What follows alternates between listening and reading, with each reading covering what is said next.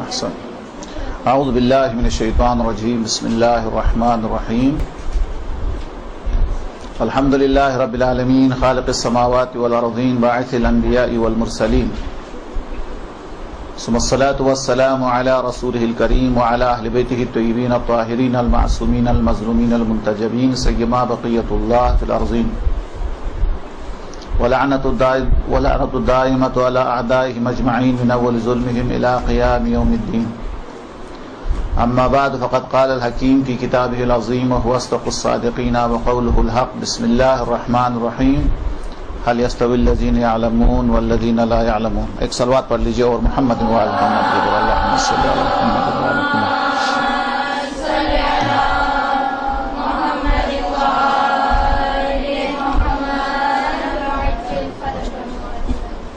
ویسا جو مجھے موضوع بتا دیا گیا ہے وہ وضو کے متعلق ہے،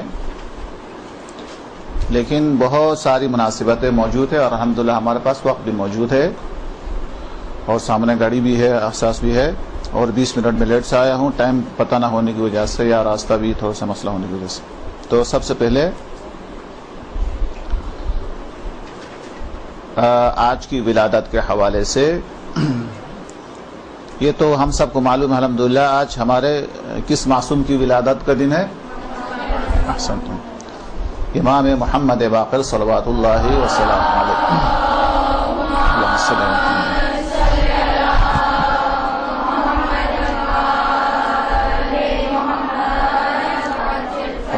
مشہور روایت کے مطابق آج ان کی ولادت ہے، اور دوسری روایت کے مطابق 3 صفر کو بھی ایک روایت ہے. اور کس سنہ میں آپ کی ولادت ہوئی؟ ہجری سنہ آپ لوگ مجھ کو بتا سکے تو 57 ہجری آپ کی ولادت کا سنہ ہے، اور اتنی ہی آپ کی عمر ہے جو ظاہری عمر ہے، یہ دونوں تک ایک ہی ہے. 75 سال آپ کی جو ہے ولادت کا جو سال ہے وہ 57 ہے، اور آپ کی عمر ظاہری بھی 57 ہے، اور 19 سال آپ کی مدت امامت ہے ظاہری طور پر. اور آپ کے جو ہے وہ 5 فرزند ہیں اور 4 بیٹیاں ہیں. آپ کی والدہ کا نام کسی کو معلوم ہے؟ فاطمہ بنت حسن علیہ السلام، یعنی امام حسن علیہ السلام کی بیٹی کا ایک بیٹی کا نام فاطمہ تھا، اور وہی آپ کی والدہ گرامی ہے، لہذا باپ کے لحاظ سے آپ حسینی ہے اور والدہ کے لحاظ سے آپ حسنی ہیں. خوب، آپ کے چند اقوال تبرکن آپ کے سامنے بیان کرتا ہوں. ویسا مجھے بورڈ پہ لکھ کے پڑھانے کی عادت ہے، تو یہ تھوڑا سا بتانا تھوڑا سا مسئلہ پیش آ رہا ہے میری عادت کے خلاف. خوب، ایک تبرکن عربی میں ایک حدیث آپ سے لکھواتا ہوں. من سبح، تسبیح سے، من سبح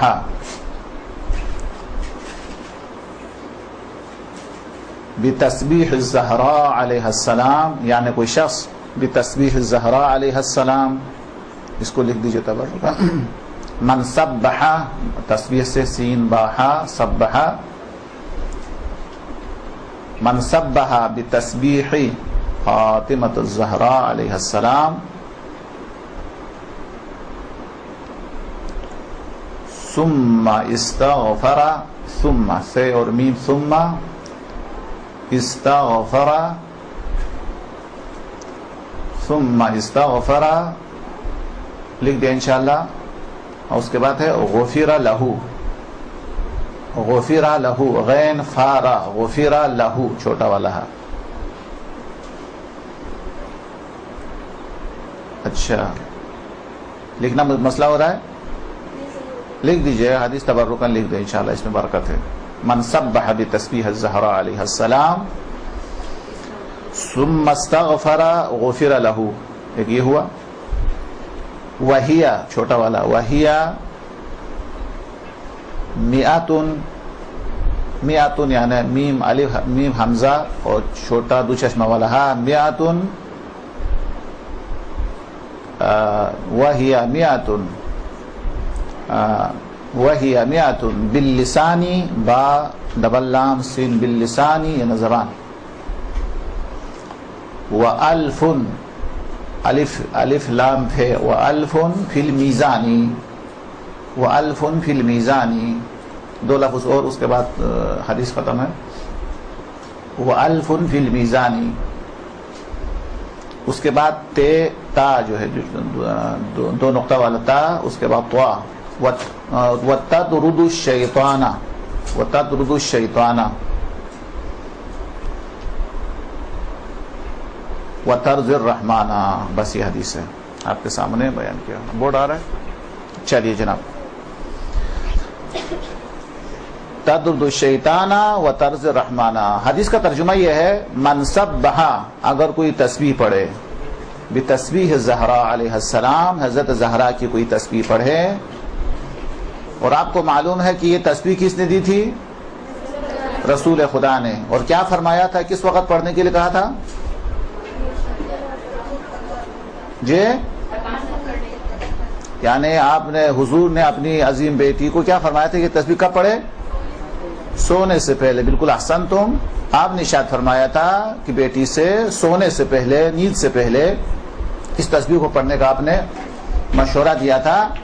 اس کے بارے میں امام فرماتے ہیں اگر کوئی شخص تسبیح زہرا کی تلاوت کرے ثم استغفر، اس کے بعد خدا سے معافی مانگے، تو اس تسبیح کا فائدہ یہ ہے کہ غفر لہ، اس کے گناہ معاف ہو جاتے ہیں۔ تفسیرہ زیادہ نہیں کروں گا، ابھی ووٹ آیا ہے تو انشاءاللہ میں صحیح سے آپ کو لکھوا کے۔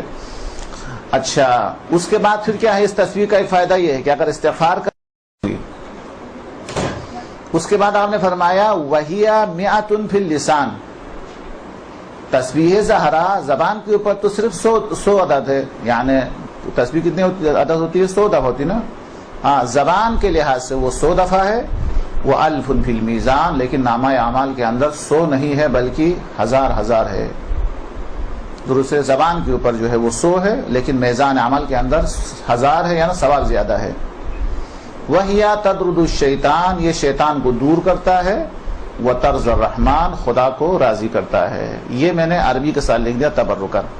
ابھی میں چند حدیث اور صرف ترجمہ جو ہے میں آپ کے سامنے لکھ دوں گا تاکہ جو ہے آپ کے لیے سمجھنا آسان ہو جائے اور میرے لیے بیان کرنا بھی آسان ہو جائے۔ آپ میں سے بہت ساروں کو جو ہے وہ میرے لہجے سے آگاہی نہ ہونے کی وجہ سے سمجھنا آپ کے لیے مشکل ہوگا، یہ مجھے اندازہ ہے، اس لیے مائک۔ اچھا، اب میں صرف اشارے سے لکھ دوں گا، پوری حدیث پہ نہیں لکھ دوں گا۔ ایک ہوتا ہے ظالم، درست، ایک ہوتا ہے مظلوم۔ امام علیہ السلام کے اقوال میں سے ایک قول یہ ہے کہ سب سے پہلے یہ دیکھے کہ ظالم جب دنیا کے اندر جب ظلم کرتا ہے تو ظالم مظلوم کا دین پہ ڈاکے لگا کے نہیں لے جا سکتا ہے، ظالم مظلوم کے تقوی کو چوری نہیں کر سکتا ہے، ظالم جو بھی ظلم کرے گا اس کا تعلق کس سے ہے؟ ابھی حدیث بیان نہیں کر رہا ہوں، مقدمہ ہے۔ ظالم جو دنیا کے اندر کسی پر ظلم کرتا ہے تو ظالم جب بھی ظلم کرتا ہے اس کا تعلق کس سے ہے؟ دنیا سے ہے، واضح ہے۔ مثلا ظالم کیا کرے گا؟ کسی کی جائیداد پہ قبضہ کرے گا، ظالم کیا کرے گا؟ مظلوم کے حقوق کو ضائع کرے گا یا اس کے جسم کو زخمی کرے گا، جو بھی ہو، ظالم جب بھی ظلم کرتا ہے تو اس کا تعلق ہے دنیا سے۔ بات سمجھ میں آ گئی؟ ظالم مظلوم ایسا نہیں ہو سکتا، یہ ہو سکتا ہے کہ اس کے پیسے اپنے اکاؤنٹ کے اندر ڈال دے، لیکن ظالم کبھی یہ نہیں کر سکتا کسی کی نماز کو اپنے اکاؤنٹ میں ڈال دے، ہاں اس کے تقوی کو، اس کے ایمان کو چرا کے لے جائے، یہ نہیں ہو سکتا ہے۔ ظالم ہمیشہ ظلم کرتا ہے تو اس کا تعلق ہوتا ہے دنیا سے۔ لیکن جب قیامت کے دن مظلوم ظالم سے جب اس کا بدلہ لیتا ہے تو پھر وہ پیسہ نہیں لیتا، درست ہے، جائیداد نہیں لیتا۔ قیامت کے دن اگر کسی نے کسی کا اوپر ظلم کیا ہے، 1 درہم کھایا ہے، تو روایت کا جملہ یہ ہے کہ صرف ایک روایت، باقی روایت ہوں کہ مظلوم جب ظالم سے لینے کے لیے آتا ہے تو 1 درہم کے عوض 400 نماز، وہ نماز بھی وہ نماز جو وہاں پہنچی ہے، بہت ساری نمازیں تو بیکار ہے، وہاں پہنچی ہی نہیں ہے، وہ قیمتی نماز جو صحیح و سالم وہاں پہنچی ہے، یعنی خدا کی بارگاہ میں قبول ہوئی ہے، تو مظلوم قیامت کے دن اس درہم کے عوض، اس جائیداد کے عوض، اس دنیا کے عوض مظلوم ہمیشہ ظالم کی آخرت سے لیتا ہے، دین سے لیتا ہے۔ میں نے کیا کہا، کچھ سمجھ میں آیا؟ ظالم ہمیشہ مظلوم کی دنیا لیتا ہے، لیکن مظلوم ہمیشہ ظالم سے دنیا نہیں لیتا، مظلوم ظالم سے ہمیشہ دین لیتا ہے۔ امام علیہ السلام اس جملے کو اس طریقے سے ادا فرماتے ہیں، جس کا خلاصہ یہ ہے کہ ظالم مظلوم کی دنیا سے کبھی اتنا حاصل کر ہی نہیں سکتا جتنا مظلوم ظالم کے دین سے حاصل کر سکتا ہے۔ تو دیکھیں امام علیہ السلام کے اقوال میں سے ایک قول بھی جو ہے وہ انسان کی زندگی کے اندر جو ہے انقلاب کے لیے کافی ہوتا ہے۔ اگر آپ اس کے اوپر غور فرما لیں، یہ بہت بڑا جملہ ہے، ظالم ہمیشہ مظلوم کی دنیا لیتا ہے، اس کے عوض مظلوم ہمیشہ ظالم کی دنیا نہیں لیتا ہے، وہ اس کی آخرت لیتا ہے۔ اور دنیا تو ایسے بھی ختم ہونے والی چیز ہے، دنیا کی کوئی حیثیت نہیں ہے۔ دنیا کے حوالے سے میں تھوڑا سا آپ کو بتا دوں، علماء اخلاق ارشاد فرماتے ہیں، یہ پوری دنیا اگر سونا اور چاندی کی ہوتی، یعنی یہاں مٹی پتھر نہ ہوتا، اگر پوری دنیا نہ سونا اور چاندی کی ہوتی، آخرت خالی مٹی کی ہوتی، تب بھی اس دنیا سے تو خالی جنت جو ہے وہ بہتر ہوتی ہے، مٹی کی بھی ہوتی تو بہتر ہے۔ کیوں؟ کیونکہ دنیا سے ہمیں جانا ہے، جنت میں ہمیشہ رہنا ہے، لیکن یہاں معاملہ بالکل الٹا ہے کہ دنیا جو ہے وہ مٹی اور پتھر ہے اور جنت سونا اور چاندی سے زیادہ بہتر ہے۔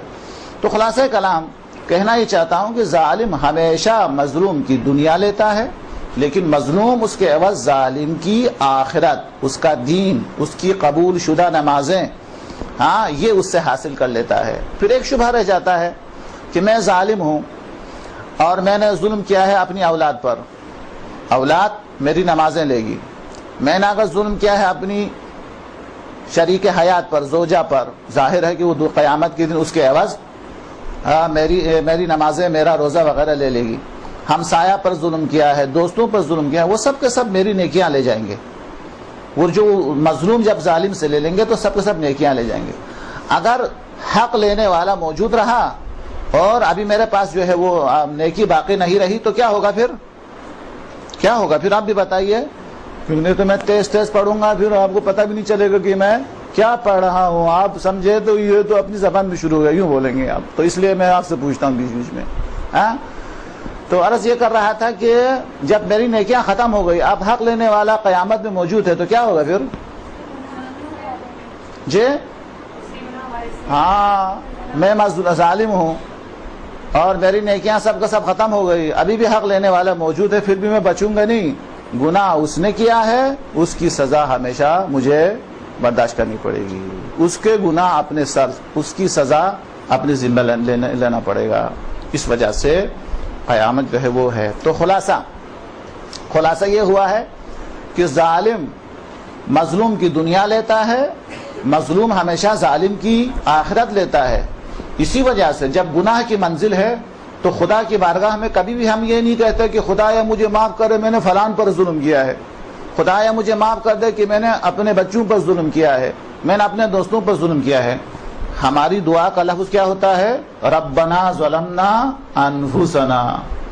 ظلم اس پر تھوڑی ہوا ہے، ظلم میرے اپنے اوپر ہوا ہے کہ دنیا لے کر قیامت کو میں نے کھو دیا ہے۔ تو لہٰذا جب بھی کوئی انسان گناہ کرتا ہے تو دوسرے پر ظلم نہیں کرتا، بلکہ اپنے اوپر کیا کر رہا ہے؟ ظلم کر رہا ہے۔ تو دعا کا جملہ یہ ہے ربنا ظلمنا انفسنا۔ کسی دعا کے اندر یہ نہیں ملے گا کہ خدایا میں نے فلان پر ظلم کیا ہے، وہ مظلوم ہے، خدایا میں نے فلان پر ظلم کیا ہے، وہ مظلوم ہے۔ مظلوم وہ نہیں ہے، ظالم بھی خود ہے، مظلوم بھی خود ہے، اور مظلوم کو تو قیامت کے دن اس سے بہتر چیز مل رہی ہے، وہ نقصان میں کبھی نہیں ہے۔ نقصان میں ہمیشہ ظالم ہے کہ وہ خود ظالم بھی بنا اور وہ خود میں ظلم کر کے خود مظلوم بھی بنا، یعنی اپنے اوپر ظلم کرتا ہے، ظلم کر کے دوسرے پر ظلم نہیں کر سکتا ہے۔ یہ ایک حدیث ہے جو آپ کے سامنے میں نے بیان کی۔ اور ایک حدیث آپ ارشاد فرماتے ہیں، آپ کے اقوال مبارک میں سے ایک قول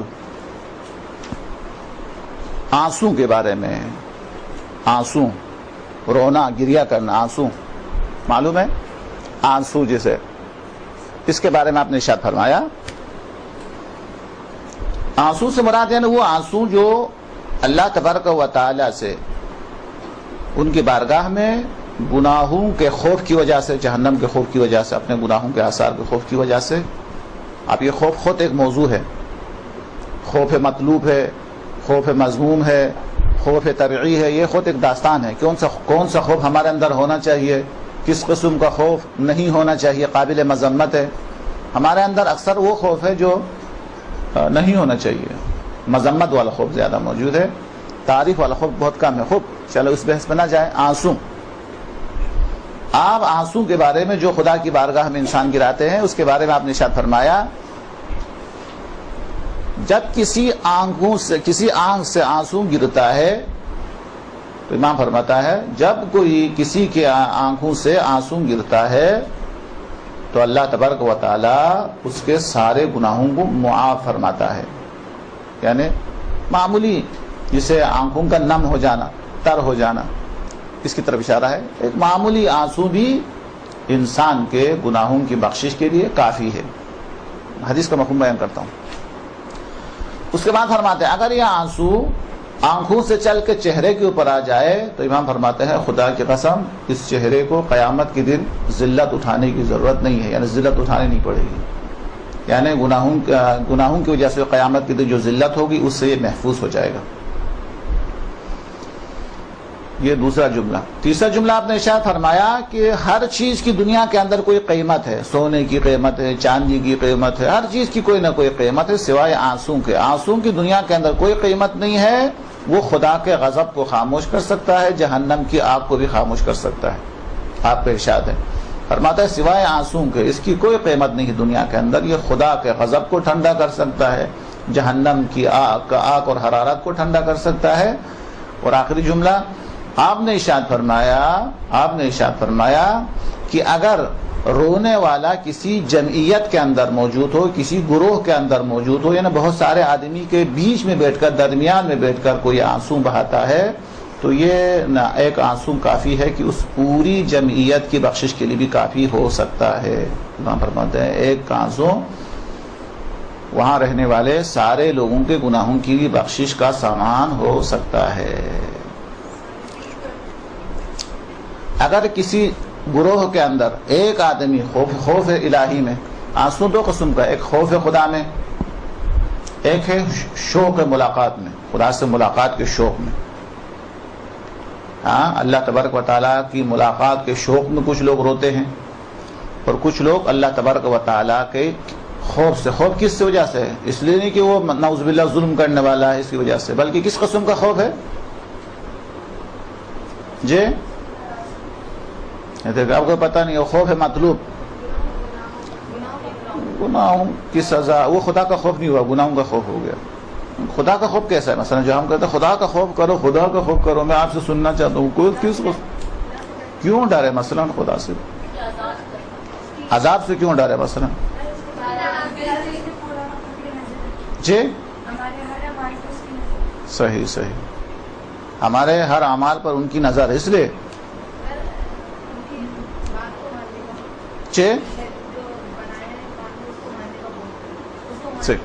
ایک تو ہوتا ہے شوق، وہ تو الگ ہے. شوق سے گریہ کرنا اللہ تبارک و تعالیٰ ملاقات کے شوق میں. شوق یعنی اس کو کہتے ہیں نا کہ جیسے خطبہ بیان کے اندر موجود ہے کہ اگر خدا کی طرف سے اہل تقویٰ کی تعریف کرتے ہوئے مولا کائنات نے فرمایا کہ اگر خدا کی طرف سے موت کا کوئی دن معین نہ ہوتا تو ان کی روحیں کب سے نکل چکی ہوتی، یا تو خدا سے ملاقات کے شوق میں روح نکل چکی ہوتی، یا عذاب الہی کے خوف سے روح جو ہے وہ نکل چکی ہوتی ہے. خوب بہرحال اس موضوع کو میں چھیڑنا نہیں چاہتا. خدا کا خوف بہت سارا معنی دیتا ہے.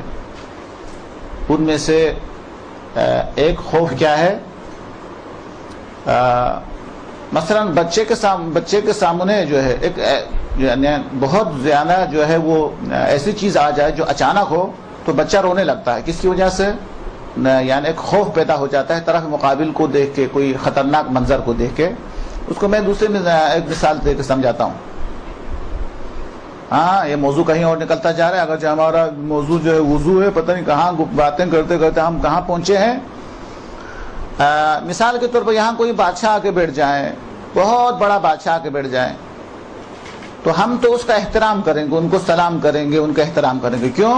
کیونکہ ہمیں پتا ہے کہ یہ کیا ہے، بادشاہ ہیں. درست. لیکن اگر اس کے سامنے کوئی پاگل آ جائے، مجنون آ جائے، وہ تو اس کا احترام نہیں کرے گا، مذاق اڑائے گا. یا کوئی چھوٹا سا ناسمجھ بچہ آ جائے، وہ تو اس بادشاہ کا کیا کرے گا، مذاق اڑائے گا. کیوں ایسا کرے گا؟ کیونکہ اس کو شعور نہیں ہے، وہ سمجھتا نہیں ہے کہ بادشاہ کیا ہے. پاگل کو کیا معلوم، مجنون کو کیا معلوم، نابالغ بچے کو کیا پتا کہ بادشاہ کسے کہتے ہیں. تو اس کو کوئی خوف نہیں ہے.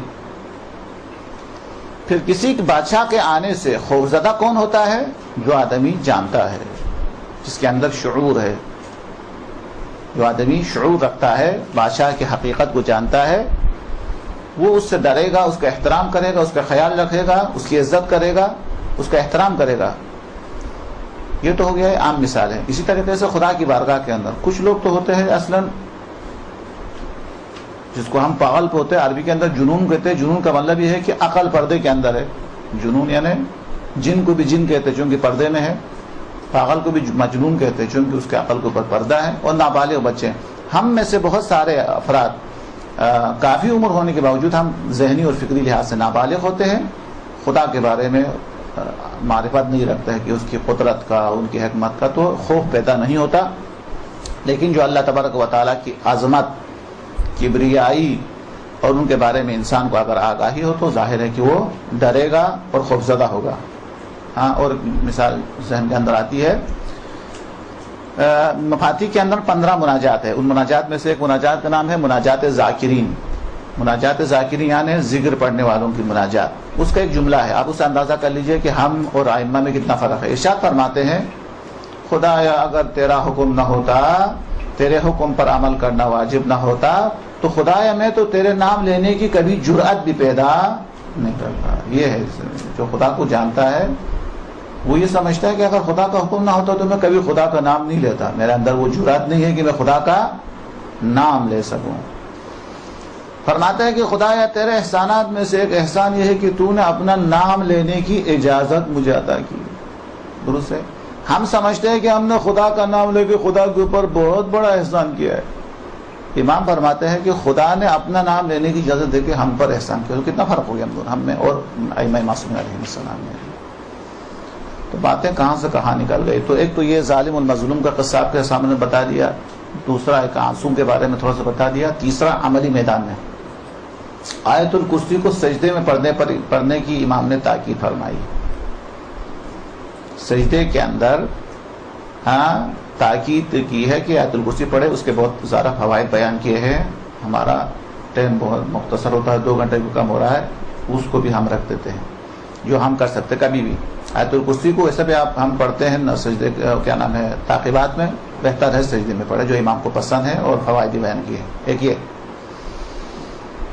اور ایک چیز جس پر امام نے تاکید فرمائی ہے کہ ولادت کے حوالے سے اس کے نوٹ کرنا ہے اور عمل بھی کرنا ہے. 100 دفعہ سورہ انا انزلنا رات میں کسی بھی وقت یا مسلسل جب بھی آپ کو توفیق ہو، کم سے کم رجب شعبان رمضان میں کبھی بھی آپ کو موقع ملے، 100 دفعہ انا انزلنا، 1 دفعہ 100 دفعہ پڑھ کے سو جائے تو امام نے فرمایا ہے کہ وہ مرنے سے پہلے جنت میں اپنی جگہ دیکھ کے مرتا ہے. یعنی بہت تاکید فرمائی ہے. یہ ہو گیا 3. ابھی بھی 3 پر ہے. 3 سے زیادہ ہو گیا. 3. اور آخری یہ ہے کہ امام علیہ السلام فرماتے ہیں، ان کی نصیحت یہ ہے کہ اگر دنیا کے اندر کوئی شخص معذور نظر آ جائے، مصیبت زدہ نظر آ جائے، درست ہے، تو امام علیہ السلام نے تاکید فرمائی ہے. وہ عربی ضروری نہیں ہے، خدا کو ہر زبان آتی ہے، اپنی زبان میں بھی کہہ سکتے ہیں. امام نے ارشاد فرمایا، مثلا فرض کرو ایک شخص کو نابینا دیکھا، یا ایک شخص کو ہم نے دیکھا کہ اس کے پاؤں نہیں ہے، وہ چل نہیں سکتا ہے، یا ایک آدمی کو دیکھا ہے کہ جو ہم سے زیادہ غریب ہے. یہ سب ہے جو ہمیں نظر آتا ہے. تو امام نے جو تاکید فرمائی ہے وہ یہ ہے، ایک جملہ ادا کرو، طرف مقابل نہ سنے، یعنی نابینا نہ سنے اور جو لنگڑا ہے وہ نہ سنے. صرف اللہ تبارک و تعالیٰ کی طرف مخاطب ہو کے کہہ دے، خدایا تیرا احسان ہے کہ تو نے مجھے اس مصیبت میں مبتلا نہیں فرمایا، اور اگر تو چاہتا تو میں بھی اس مصیبت کے اندر مبتلا ہو سکتا تھا. امام نے ایک شرط لگا دی ہے نا. وہ شرط کیا ہے کہ وہ جو مصیبت زدہ ہے وہ نہ سنے یہ جملہ. تکرار کرتا ہوں، اگر کوئی نابینا دیکھے تو خدا کی بارگاہ میں کہے خدا یہ تیرا احسان ہے کہ تو نے مجھے نابینا نہیں بنایا ہے، اگر تو چاہتا تو مجھے بھی نابینا کر سکتا ہے. اگر کوئی شخص دیکھا کہ وہ چل نہیں سکتا ہے، پاؤں سے معذور ہے، اس کو اگر وہ سنائی دے تو پھر اس کی عزت نفس مجروح ہو جائے گی، وہ بےعزتی ہو جائے گی. آہستہ خدا کی بارگاہ میں کہا خدا یہ تیرا شکر ہے کہ تو نے میرے پاؤں کو صحیح و سالم رکھا ہے. وہ قضا کتنی مثالیں دے دے. امام فرماتے ہیں کہ اگر کوئی شخص ایسا کرتا ہے تو اللہ تبارک و تعالی اس قسم کی مصیبت کے اندر اس شخص کو کبھی مبتلا نہیں فرمائے. یہ بھی سمجھ میں آئے کیا کہا میں نے؟ جی کچھ پتہ نہیں چل رہا ہے کہ زندہ ہے. صلوات پڑھے محمد انوال محمد وقر اللہ صلی اللہ علیہ محمد وآل محمد. احادیث تو بہت زیادہ ہے اور سب کے سب ہماری زندگی کے اندر انقلاب پیدا کرنے کے لیے ہے. یہ سب کے سب ہماری عقل کے لیے ائمہ کا تحفہ ہے، ہماری روح کے لیے تحفہ ہے. دنیا کے اندر ایک آدمی دوسرے کے لیے مادی تحفہ دیتے ہیں اور ائمہ معصومین احادیث کی روشنی میں ہماری روح کے لیے ہماری عقلوں کے لیے تحفہ بیچتے ہیں. بس اب اس سے زیادہ پڑھوں تو پھر تو عیسیٰ علیہ السلام کی مجلس بن جائے گی، اس سے زیادہ میں نہیں پڑھوں گا. اب آگے پڑھتے ہیں. ہمارا موضوع ہے وضو. وضو نہیں بولنا کبھی. وضو اس پانی کو کہتے ہیں جس سے انسان وضو کرتا ہے. وضو واو کے اوپر ضمہ ہے. وضو روشنی کا معنی دیتا ہے. خوب سب سے پہلے جو وضو کے اندر جو غلطیاں ہو سکتی ہے، نہیں غلطی نہیں ہو سکتی ہے لیکن معلومات میں اضافہ کے لیے بتاتا ہوں، اگر یہ معلوم نہ ہو تو کوئی حرج نہیں ہے. وہ یہ ہے کہ وضو کرنے کا مقصد یعنی وضو کن اہداف کے لیے کیا جاتا ہے، وضو کن مقاصد کے لیے وضو کیا جاتا ہے. تو ظاہر ہے کہ آپ سے پوچھوں گا، نہیں تو مجھے پتہ نہیں چلے گا کہ آپ لکھنے میں مصروف ہے یا سننے میں مصروف ہے. کیا ہے، ہمارے ایک استاد تھے کہ جو دیکھتے رہتے تھے کہ کوئی سوتا تو نہیں ہے کلاس کے اندر. اگر سویا ہے تو پھر درس ختم ہونے کے بعد کہتے تھے کہ معافی چاہتا ہوں ہم نے آپ کی نیند میں ڈسٹرب کر دیا بولتے تھے. چلے جناب آپ خود ہی بتا دیجئے کہ وضو کن کن مقاصد کے لیے ہم وضو کرتے ہیں. نمبر 1 نماز کے لیے. چل نماز کے لیے وضو کرتے ہیں تو باقی میں باقی آدھا نہیں بتاتا ہوں. جو وضو ہم نماز کے لیے کرتے ہیں اس وضو کو کہا جاتا ہے شرط صحت. یعنی اگر ہم وضو بغیر نماز پڑھیں گے تو کیا حرام ہے؟ نہیں ہے. وضو بغیر نماز پڑھے تو ہماری نماز صحیح نہیں ہے. غلط کہا یا صحیح کہا؟ ہاں. اگر میں نماز بغیر وضو کے نماز پڑھتا ہوں تو وہ نماز صحیح نہیں ہے. نماز جو ہے وہ صحیح نہیں ہے. صحیح کا مطلب کیا ہے؟ یعنی اگر وقت ہے تو مجھے پڑھنا پڑے گا، ادا پڑھنے کی ضرورت ہے. اگر وقت ختم ہو گیا ہے تو مجھے قضا کی ضرورت ہے. یعنی اس نے میرے ذمے کو بری نہیں کیا. کس نماز نے؟ جس نماز کے اندر وضو نہ ہو. تو اس قسم کے اچھا اسی طریقے سے اور بھی مثال اور کون سا ہے جس کے لیے وضو شرط ہے؟ ہاں بس چلے ابھی وہ دوسرا آ گیا. کیا کرتا آپ بولتے مکس کر کے چٹنی بنا کر پڑھا. تلاوت صحیح لکھا میں نے. میں جلدی لکھتا ہوں، ذہن آپ کی طرف ہے، اس وجہ سے میں غلط بھی لکھ سکتا ہوں. خوب تلاوت قرآن کے لیے. کیا اگر میں وضو بغیر قرآن کی تلاوت کروں تو کیا میری تلاوت باطل ہے؟ پھر کیا ہے؟ ہاں. تو یہاں پہ جو وضو کرتے ہیں ہم قرآن کی تلاوت کے لیے اس کو کہہ دیں گے شرط کمال. یعنی ثواب تو آپ بغیر وضو بھی اگر ہم کیا نا بغیر وضو اگر ہم قرآن پڑھے تب بھی ثواب ملے گا، لیکن اگر تلاوت کے لیے اگر ہم وضو کریں تو یہ شرط کمال ہے. کمال کا مطلب کیا ہوا؟ زیادہ ثواب لے. اللہ تبارک و تعالیٰ سے زیادہ ثواب لینے کی لالچ میں وضو کریں گے. تو پہلا میں دوسرے میں کوئی فرق ہوا نہیں ہوا کہ نماز وضو کے بغیر باطل ہے. تو یہ وضو جو ہے شرط صحت ہے. لیکن قرآن کی تلاوت کے لیے جو ہم وضو کریں گے وہ شرط کمال ہے کہ اگر ہم جو ہے وہ وضو کے بغیر بھی کریں گے تو وہ باطل نہیں ہے. باطل نہیں ہے بلکہ شرط کمال ہے. یعنی اگر پورا ثواب چاہیے 100% ثواب چاہیے بہت زیادہ ثواب چاہیے تو ہمیں اس قسم کا وضو کرنا پڑے گا. تو یہ شرط صحت ہے, یہ شرط کمال ہے. اور بھی کوئی مثال دے دے تاکہ میں آپ کو بتا دوں.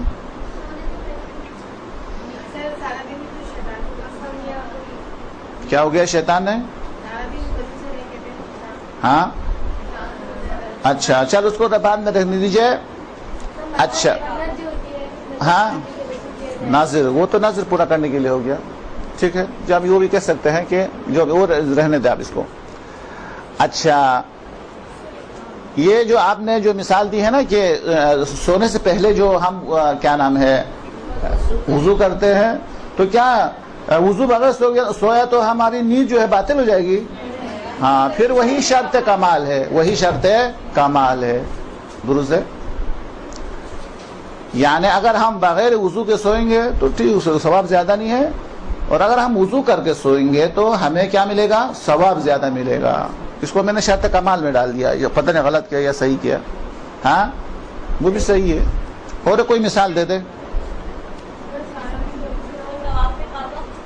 طواف کعبہ, طواف کعبہ کے لیے وضو شرط ہے بھی ہے نہیں بھی ہے, وہ ادھر کچھ مسائل ہو رہے ہیں. کچھ ہے. اچھا طواف کعبہ کے لیے مستحب طواف کے لیے وضو ضرورت نہیں ہے, واجب طواف کے لیے وضو ضروری ہے. البتہ اس کے بعد نماز ہوتی ہے تو وضو کرنا ہی پڑتا ہے. چلے وہ مسائل چھوڑ دے اس کو. اور بھی کوئی مثال نہیں ہے آپ کے پاس؟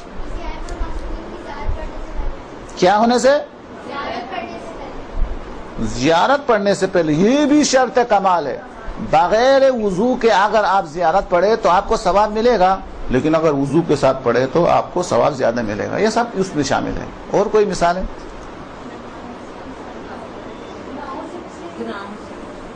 گناہوں سے بچنے کے لیے, گناہوں سے بچنے کے لیے وضو کرے. خب جو بھی ہو آپ اس کو بھی لگا دیتے. ہم کس کے لیے ہے؟ مثال کے طور پر آپ جو عام حالتوں کے اندر جو وضو کرتے ہیں, ہاں جو عام حالت کے اندر جو ہے, یعنی کہ اس کو کیا لکھوں؟ ہر وقت, ہر وقت کیا نام ہے, ہر وقت وضو کے ساتھ رہنا مستحب ہے. اس کو میں لکھ دوں گا سمجھانے کے لیے شرط ثواب. یعنی ہر وقت وضو نہ کرے تو کوئی بات نہیں ہے, لیکن اگر آپ کو ثواب رہنا ہے, ثواب زیادہ چاہیے, عبادت چاہیے, تو شرط ثواب یہ ہے کہ آپ وضو پہ رہیں. اس کو میں نے اپنی طرح سے پڑھا دیا, کتاب میں نہیں ہے. ہاں کوئی بات نہیں. اچھا ختم ہو گیا آپ کے پاس. اچھا اب آ جائے اور ایک مثال دیتا ہوں. یہ تو الحمدللہ سب کو پتا ہے کہ قرآن کے حروف کو ہاتھ لگانا حرام ہے بغیر وضو کے. دیکھو پہلے تو پتا نہیں, ابھی میں بتاتا ہوں تو پھر اندازہ. ہاں ٹھیک ہے چلو کوئی بات نہیں. قرآن کے حروف کو بغیر وضو کے ہاتھ لگانا حرام ہے. اور کیا حرام ہے؟ ائمہ معصومین علیہم السلام کے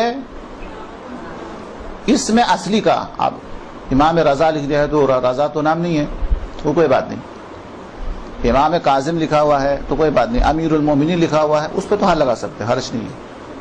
لیکن جو پیور جو نام ہے, اصلی جو نام ہے, ہاں اگر وہ لکھا ہوا ہے, اس وجہ سے شبہ بھی پیدا ہونا کہ ایران کے اندر سکہ کے اوپر امام رضا لکھا ہوا ہے, تو پھر بات سوچتے مسائل پتہ نہ ہو تو کہتے ہیں کہ ایرانی پتہ نہیں کیا کیا ہے. ہاں بغیر وضو کے ہاتھ لگاتے ہی ہے. تو رضا جو ہے وہ نام نہیں ہے, وہ صفت ہے. صفت حرج نہیں ہے. جو امام کا جو اصلی جو نام ہے علی, ہاں اگر 8ویں امام کا ارادہ کر کے علی لکھا ہوا ہو, ہاں اس کو بغیر وضو کے چھونا احتیاط واجب کے مطابق حرام ہے. بس یہ 2 مثال کافی ہے. آپ کو یہ آدمی قرآن پہ ہاتھ لگانے کے لیے, قرآن کے حروف کو ہاتھ لگانے کے لیے, یا ائمہ معصومین علیہم السلام کے ہاتھ اس پہ اسم پہ ہاتھ لگانے کے لیے, چھونے کے لیے باصطلاح, وہ تابوت کو ہاتھ لگاتے وقت خیال رکھنا چاہیے. تابوت پہ اماموں کا اصلی کبھی کبھی اصلی نام لکھا ہوتا ہے. درست ہے.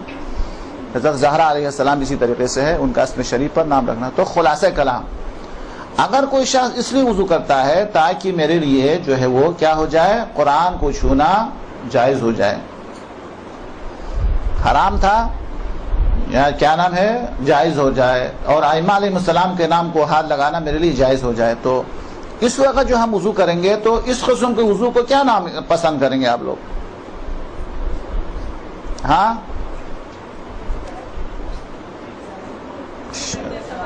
ہاں اس میں ہاتھ لگانا، چھونا جیسے ہاتھ لگانا، قرآن کے حروف کو ہاتھ لگانا، باقی آپ خود لکھ لیجیے گا، ہاتھ لگانا، چھونا، کیا لگانا، کیا بتا لکھنا ہے اللہ جانے۔ اس کو کیا کہ اگر میں وضو نہیں کروں گا تو کیا ہوگا، یہ کیا کہیں گے اس وضو کو؟ اس وقت جو ہم وضو کریں گے وہ شرط حلیت ہے نا، حلال ہونے کے لیے شرط ہے۔ شرط حلیت یعنی کسی کام کو حلال کرنے کے لیے، کسی کام کو کیا کرنے کے لیے، حلال کرنے کے لیے، کہ ہاتھ لگانا حرام ہے، میں وضو کروں گا تاکہ کیا ہو جائے، حلال ہو جائے۔ قرآن کے حروف کو ہاتھ لگانا حرام تھا، میں وضو کروں گا تاکہ وضو کے ذریعے وہ کیا ہو جائے، حلال ہو جائے۔ یہ بھی غلط بولا میں نے، صحیح بولا نا؟ اور کچھ پتہ نہیں چل رہا صحیح ہے یا غلط ہے، اس میں کوئی فرق ہے یا نہیں؟ ان سب میں تھوڑا تھوڑا فرق ہے نا؟ ہاں تھوڑا تھوڑا فرق ہے الحمدللہ۔ تو یہاں پہلے حلیت حلال، یہاں جو ہم وضو کرتے ہیں اس وضو کا نام، یہ وضو کیا ہے، شرط حلیت ہے۔ اگر آپ وضو کریں گے تو پھر قرآن کو مس کیا جا سکتا ہے، وضو نہیں کریں گے مس کرنا جائز نہیں ہے، کافی ہے۔ اچھا اور ایک بھی ہے، ابھی ایک ذہن کے اندر اور ایک آ رہا ہے۔ اچھا حالت جنابت کے اندر کھانا اور سونا مکروہ ہے، یہ پتہ ہے؟ ہاں تو وضو کرنے سے کیا ہو جاتی ہے، کراہت کم ہو جاتی ہے، تو یہ الگ ایک وضو ہے۔ اب یہاں پہ کوئی آدمی جو ہے وضو کر لیتا ہے تاکہ کھانا مکروہ نہ رہے، سو جانا مکروہ نہ رہے، تو یہ وضو ان وضو سے مختلف ہے۔ ہاں کراہت ختم کرنے کے لیے، کراہت ختم کرنے کے لیے آپ جو بھی لکھتے نام، جو بھی لکھتے نام تو میں لگاتا جا رہا ہوں، نام آپ کی مرضی، لیکن میں یہ بتانا چاہتا ہوں کہ یہ اس میں فرق ہے یا نہیں ہے، وضو میں فرق ہے۔ ان مقاصد کے لیے وضو کیا جاتا ہے، اور بھی مقصد ہو سکتا ہے۔ اچھا ابھی اور ایک ذہن میں آ رہا ہے، مجھے سناؤ کہ آپ کیا کریں، اس کو بھی سنانا پڑے گا۔ وضو اگر آپ کا ہے تو دوبارہ وضو کرنا بھی مستحب ہے، جیسے الوضوء نور والوضوء علی الوضوء نور علی نور، وضو خود نور ہے، وضو ہوتے ہوئے دوبارہ وضو کرنا نور علی نور ہے، بس کافی ہے۔ تو یہ وضو کے جو ہے وہ جن مقاصد کے لیے ہم وضو کرتے ہیں وہ یہاں پہ تھوڑا سا ہم نے آپ کے سامنے بیان کیا۔ مجھے پورا وضو کے بارے میں نہیں بتانا ہے، اسی ایک درس کے اندر جو وضو کے اندر جو احتمالی غلطیاں ہو سکتی ہے وہ آپ کے سامنے بتانا ہے۔ تو ایک تو ہم نے وضو کے مقاصد جن مقصد کے لیے ہم وضو کرتے ہیں وہ آپ کے سامنے تھوڑا سا بیان کیا۔ اب اس کے بعد ہم نیت کریں گے کہ میں وضو کرتا ہوں تاکہ نماز صحیح ہو جائے، میں وضو کرتا ہوں تاکہ ثواب زیادہ ملے، میں وضو کرتا ہوں تاکہ جو حرام ہے حلال ہو جائے۔ نیت ضروری نہیں ہے، لیکن معلومات کے لیے بتایا آپ کے لیے، جو نیت ضروری ہے وہ کیا ہے؟ الفاظ تو ویسے بھی ضروری نہیں ہے۔ ہاں زمانے قدیم کے علماء نیت کو کتاب میں لکھتے ہی نہیں تھے، کیوں؟ کہتے نیت کے بغیر تو کوئی کام ہوگا ہی نہیں۔ یہ کیسے ہو سکتا ہے کہ میری نیت نہیں تھی میں وضو کر کے آیا ہوں؟ نہیں ہو سکتا ہے۔ یہ کیسا ہو سکتا ہے کہ میری نیت نہیں تھی میں یہاں پہنچا ہوا ہوں؟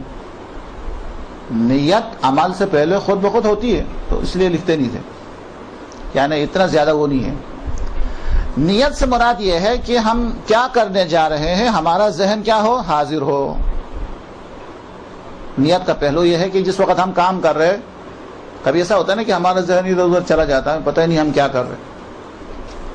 نماز کے اندر کبھی ایسا ہوتا ہے خوب کہ ہم سوچے بغیر اللہ اکبر پڑھ لیتے ہیں۔ یا اور ایک مثال دیتا ہوں نیت کے بغیر کی مثال، کہ غیر المغضوب علیہم ولا الضالین کو پڑھنے کے بعد بسم اللہ الرحمن الرحیم، پھر سوچنے لگتا ہے کہ کون سا سورہ پڑھوں۔ یہ بسم اللہ جو ہے بیکار ہے، درست ہے؟ یہ بسم اللہ جو سوچے بغیر پڑھا ہے وہ بالکل بیکار ہے۔ نیت کے ساتھ پڑھنے کا مطلب کیا ہے؟ غیر المغضوب علیہم ولا الضالین، اس کے بعد سوچتا ہے کہ مجھے کون سا سورہ پڑھنا ہے، انا انزلنا پڑھنا ہے، انا اعطیناک الکوثر پڑھنا ہے، سورہ قل هو اللہ پڑھنا ہے، وہ معین کر کے پھر بسم اللہ الرحمن الرحیم۔ تو ہم بولیں گے یہ بسم اللہ نیت کے ساتھ آپ پڑھ رہے ہیں۔ ایک دفعہ ہوتا ہے غیر المغضوب علیہم ولا الضالین، اس کے بعد بسم اللہ تو آنا ہی نہ، بسم اللہ الرحمن الرحیم پڑھ لیا، اس کے بعد کون سا سورہ پڑھوں؟ ایسا ہوتا ہے نا کبھی۔ یہ اس بسم اللہ کو بولیں گے آپ نے نیت کے بغیر پڑھا، یہ نیت بیکار، یہ بسم اللہ بیکار ہے۔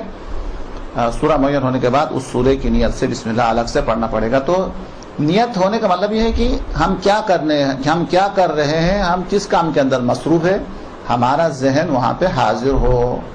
متوجہ ہو. سمجھ میں آیا؟ تو نیت کا ایک حصہ تو یہ ہے کہ میں وضو کرتا ہوں نماز صحیح ہونے کے لیے، یا قرآن کی تلاوت کے لیے میں وضو کرتا ہوں، یا زیارت کے لیے وضو کرتا ہوں، یا کراہت ختم ہونے کے لیے کہ یہ کھانا کراہت ہے، مجھے سونا مکروہ ہے، میں اس کو ختم کرنے کے لیے وضو کرتا ہوں. درست ہے؟ تو یہ نیت کریں. تو یہ نیت کا ایک حصہ ہے. نیت کا جو اہم حصہ ہے اس پہ مجھے زور دینا ہے کہ چونکہ مجھے بتایا گیا ہے کہ عام طور پر جو وضو کے اندر جو غلطیاں ہوتی ہیں وہ نشاندہی کرنی ہے. تو میں یہی نشانی کرتا ہوں کہ میں وضو کرتا ہوں یا کرتی ہوں نماز صحیح ہونے کے لیے، نماز کو کیا نام ہے، یا جو ہے ثواب لینے کے لیے، پتہ نہیں کس کے لیے. یہ نیت کا ایک حصہ ہے. نیت کی جو اصل روح ہے وہ یہ ہے قربتاً الی اللہ. قربتاً الی اللہ. یہ کیوں کرتا ہوں؟ تاکہ خدا سے قریب ہو جاؤں. خدا سے قریب ہونے کا مطلب ہے نا خدا کی رضا سے قریب ہو جانا، خدا کے پاس مقام حاصل ہو جانا. اس کے اندر جو غلطی ہو سکتی ہے کسی بھی نیت کے اندر وہ ہے قربتاً، یہ ہو گیا الی اللہ. یہ مجھے تھوڑا سا شک رہتا ہے کہ یہ لوگ صحیح پڑھتے ہیں یا نہیں پڑھتے ہیں، سوء ظن ہے مجھے. اگر قربتاً لا الہ الا اللہ کی طرف قربتاً الا اللہ پڑھ لیا تو نیت تو صحیح ہو جائے گی، الفاظ سے کچھ ہوتا نہیں ہے، لیکن معنی غلط ہو جاتا ہے. اگر الا اللہ پڑھ لیا، چونکہ وہ ہر وقت ہمیشہ قرآن کے اندر زیادہ اللہ الا اللہ ہے، کلمہ کے اندر بھی لا الہ الا اللہ ہے، تشہد کے اندر بھی لا الہ الا اللہ ہے، وہ الا اللہ پڑھتا ہے. الا اللہ پڑھے اور الا اللہ پڑھنے میں کتنا فرق ہے اندازہ کیجئے. قربتاً الی اللہ، خدا سے نزدیک ہونے کے لیے. اگر الا اللہ پڑھیں گے تو قربتاً الی اللہ، خدا کے علاوہ باقی سب سے نزدیک ہونے کے لیے. کتنا فرق ہو گیا؟ ہاں بہت فرق ہو. الی اللہ، الی اللہ، لام پہ کچھ تشدید نہیں ہے، حمزہ الگ ہے، یعنی الف الگ ہے، لام الگ ہے. قربتاً الی اللہ، الی اللہ، قربتاً الی اللہ. الا اللہ پڑھ لیا ہے، نمازیں صحیح ہے. جو اگر کسی نے پڑھا ہے تو نمازیں صحیح ہے. ولیکن جملہ غلط ہے. لیکن جملہ غلط ہے. جملہ کتنا غلط ہے میں نے بتا دیا آپ کو. قربتاً نزدیک ہونے کے لیے الی اللہ، خدا سے نزدیک ہونے کے لیے. اگر الا اللہ پڑھے تو قربتاً نزدیک ہونے کے لیے الا اللہ، خدا سے نہیں باقی سے نزدیک ہونے کے لیے. معنی غلط ہو جائے گا نا، بہت معنی غلط ہو جائے گا. یہ غلطی ہو سکتی تھی، اس لیے جو ہے وہ تو الا اللہ ہے، وہ باقی کلمہ تشہد میں جو الا اللہ ہے، لیکن نیت کے اندر الی اللہ ہے. یہی تو مجھے شک ہو کے میں بتا رہا ہوں آپ کو. نیت کے اندر الی اللہ ہے، باقی کلمہ کے اندر الا اللہ ہے. وہاں تو کچھ اور معنی ہے نا. لا الہ، کوئی معبود حقیقی نہیں ہے الا اللہ، صرف خدا ہے. وہاں تو الا اللہ ہے، وہاں کچھ اور معنی ہے. لا الہ، کوئی معبود حقیقی نہیں ہے، الہ ہے معبود. لا الہ، کوئی معبود نہیں ہے الا اللہ، خدا کے علاوہ. وہاں الا اللہ ہے، لیکن نیت کے اندر الا اللہ نہیں ہے، الا اللہ. یہ غلطی ہو سکتی ہے، آپ میں سے بہت سارے چیک کریں. لیکن نیت صحیح ہے. اگر آپ کسی نے آج تک پڑھا ہے تو نیت، چونکہ الفاظ سے کوئی تعلق نہیں ہے، تعلق نیت سے ہے. نماز صحیح ہے، روزہ صحیح ہے، وضو بھی صحیح ہے، سب کچھ صحیح ہے، لیکن الفاظ یہ ہے قربتاً الی اللہ. یہ ایک غلطی ہو سکتی تھی جو میں نے آپ کے سامنے بیان کر دیا. درست. آپ آتے ہیں خود وضو. نیت کے بعد ہم وضو کرتے ہیں نا. وضو کے اندر کیا ہے؟ سب سے پہلے کیا کرتے ہیں ہم؟ کچھ بھی نہیں کرتے، ہاتھ دھوتے ہیں. بولے بڑا فوراً، ہاں ہاتھ دھوتے ہیں. یہ ہاتھ دھونا مستحب ہے. کیوں مستحب ہے؟ ہاں وہ تو معلوم ہے بالکل کہ بھئی کتنے جراثیم ہوگا اس کے اندر. ہاں اب یہ تو اسی ہاتھ سے منہ میں پانی ڈالنے والا ہوں، چہرے پہ پانی ڈالنے والا ہوں. آج کے زمانے میں تو سمجھنا آسان ہے کہ یہ ہاتھ اس لیے دھوتے ہیں تاکہ احتمالی جراثیم اور بیماری. یہ وضو کا حصہ نہیں ہے، مستحب ہے. یہ تو پتہ ہے نا انشاءاللہ، مستحب ہے. یہ کیوں مستحب ہے؟ بہت وجوہات میں سے ایک وجوہات یہ ہے کیونکہ ہمارا ہاتھ مختلف جگہوں پہ لگتا رہتا ہے. کتنے جراثیم آیا ہوگا، ابھی میں نے کتنے دفعہ بیان مارا. درست ہے. اسی طریقے سے خدا جب ہم نیند میں ہو تو اس وقت تو ہمیں پتہ بھی نہیں ہاتھ جو ہے کہاں کہاں گیا ہے. درست ہے. تو یہ ہاتھ پہ جراثیم کا احتمالات ہے. ہاتھ کا دھونا یہ وضو واجب کا حصہ نہیں ہے، مستحب ہے. مستحب ہے. سمجھ میں آیا؟ سمجھ میں نہیں آیا؟ دیکھو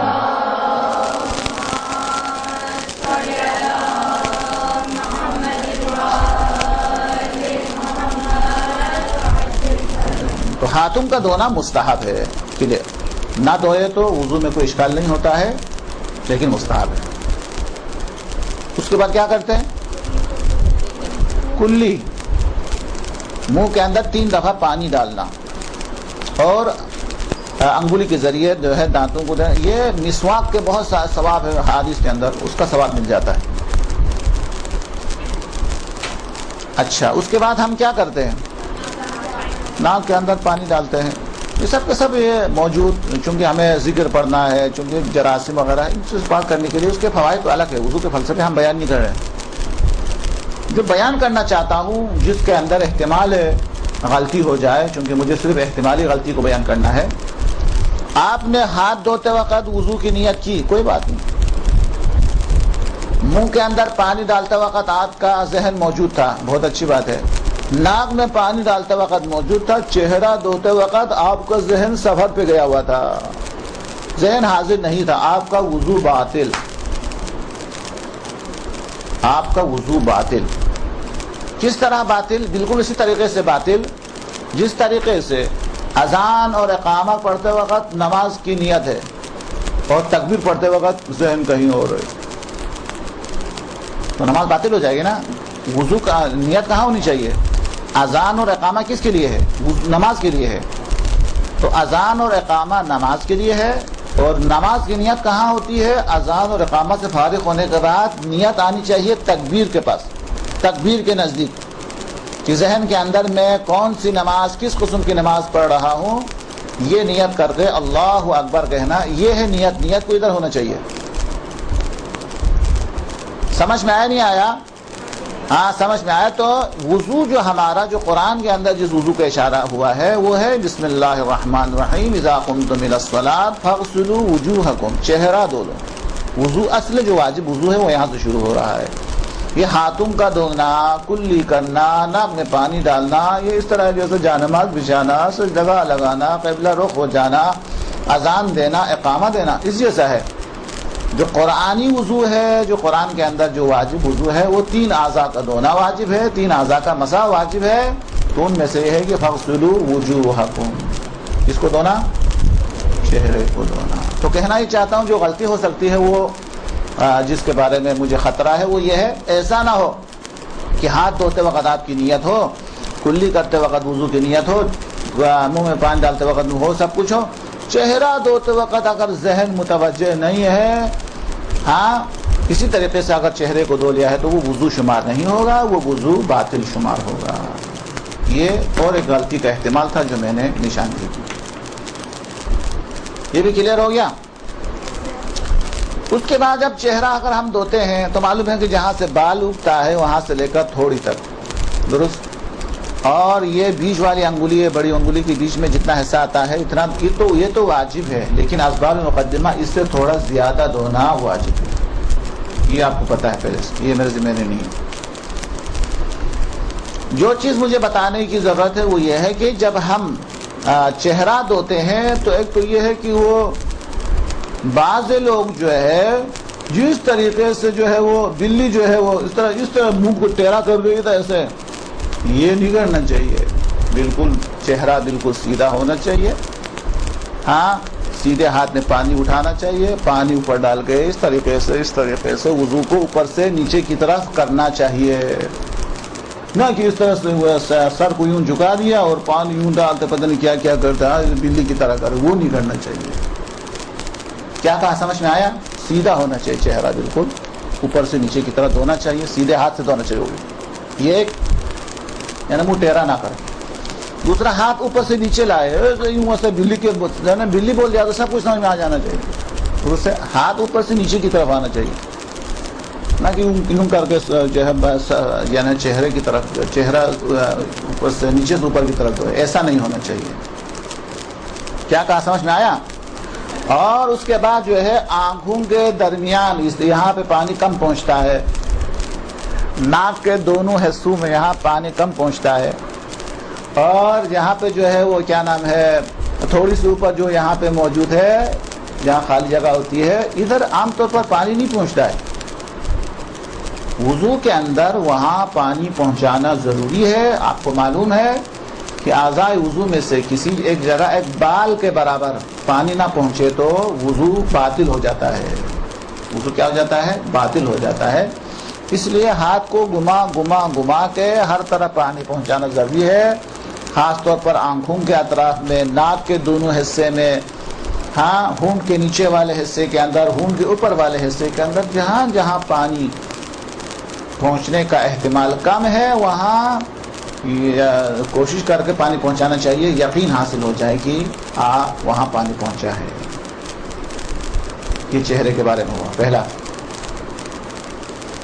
اس کے بعد سیدھا ہاتھ الٹا ہاتھ میں تو کوئی فرق نہیں ہے.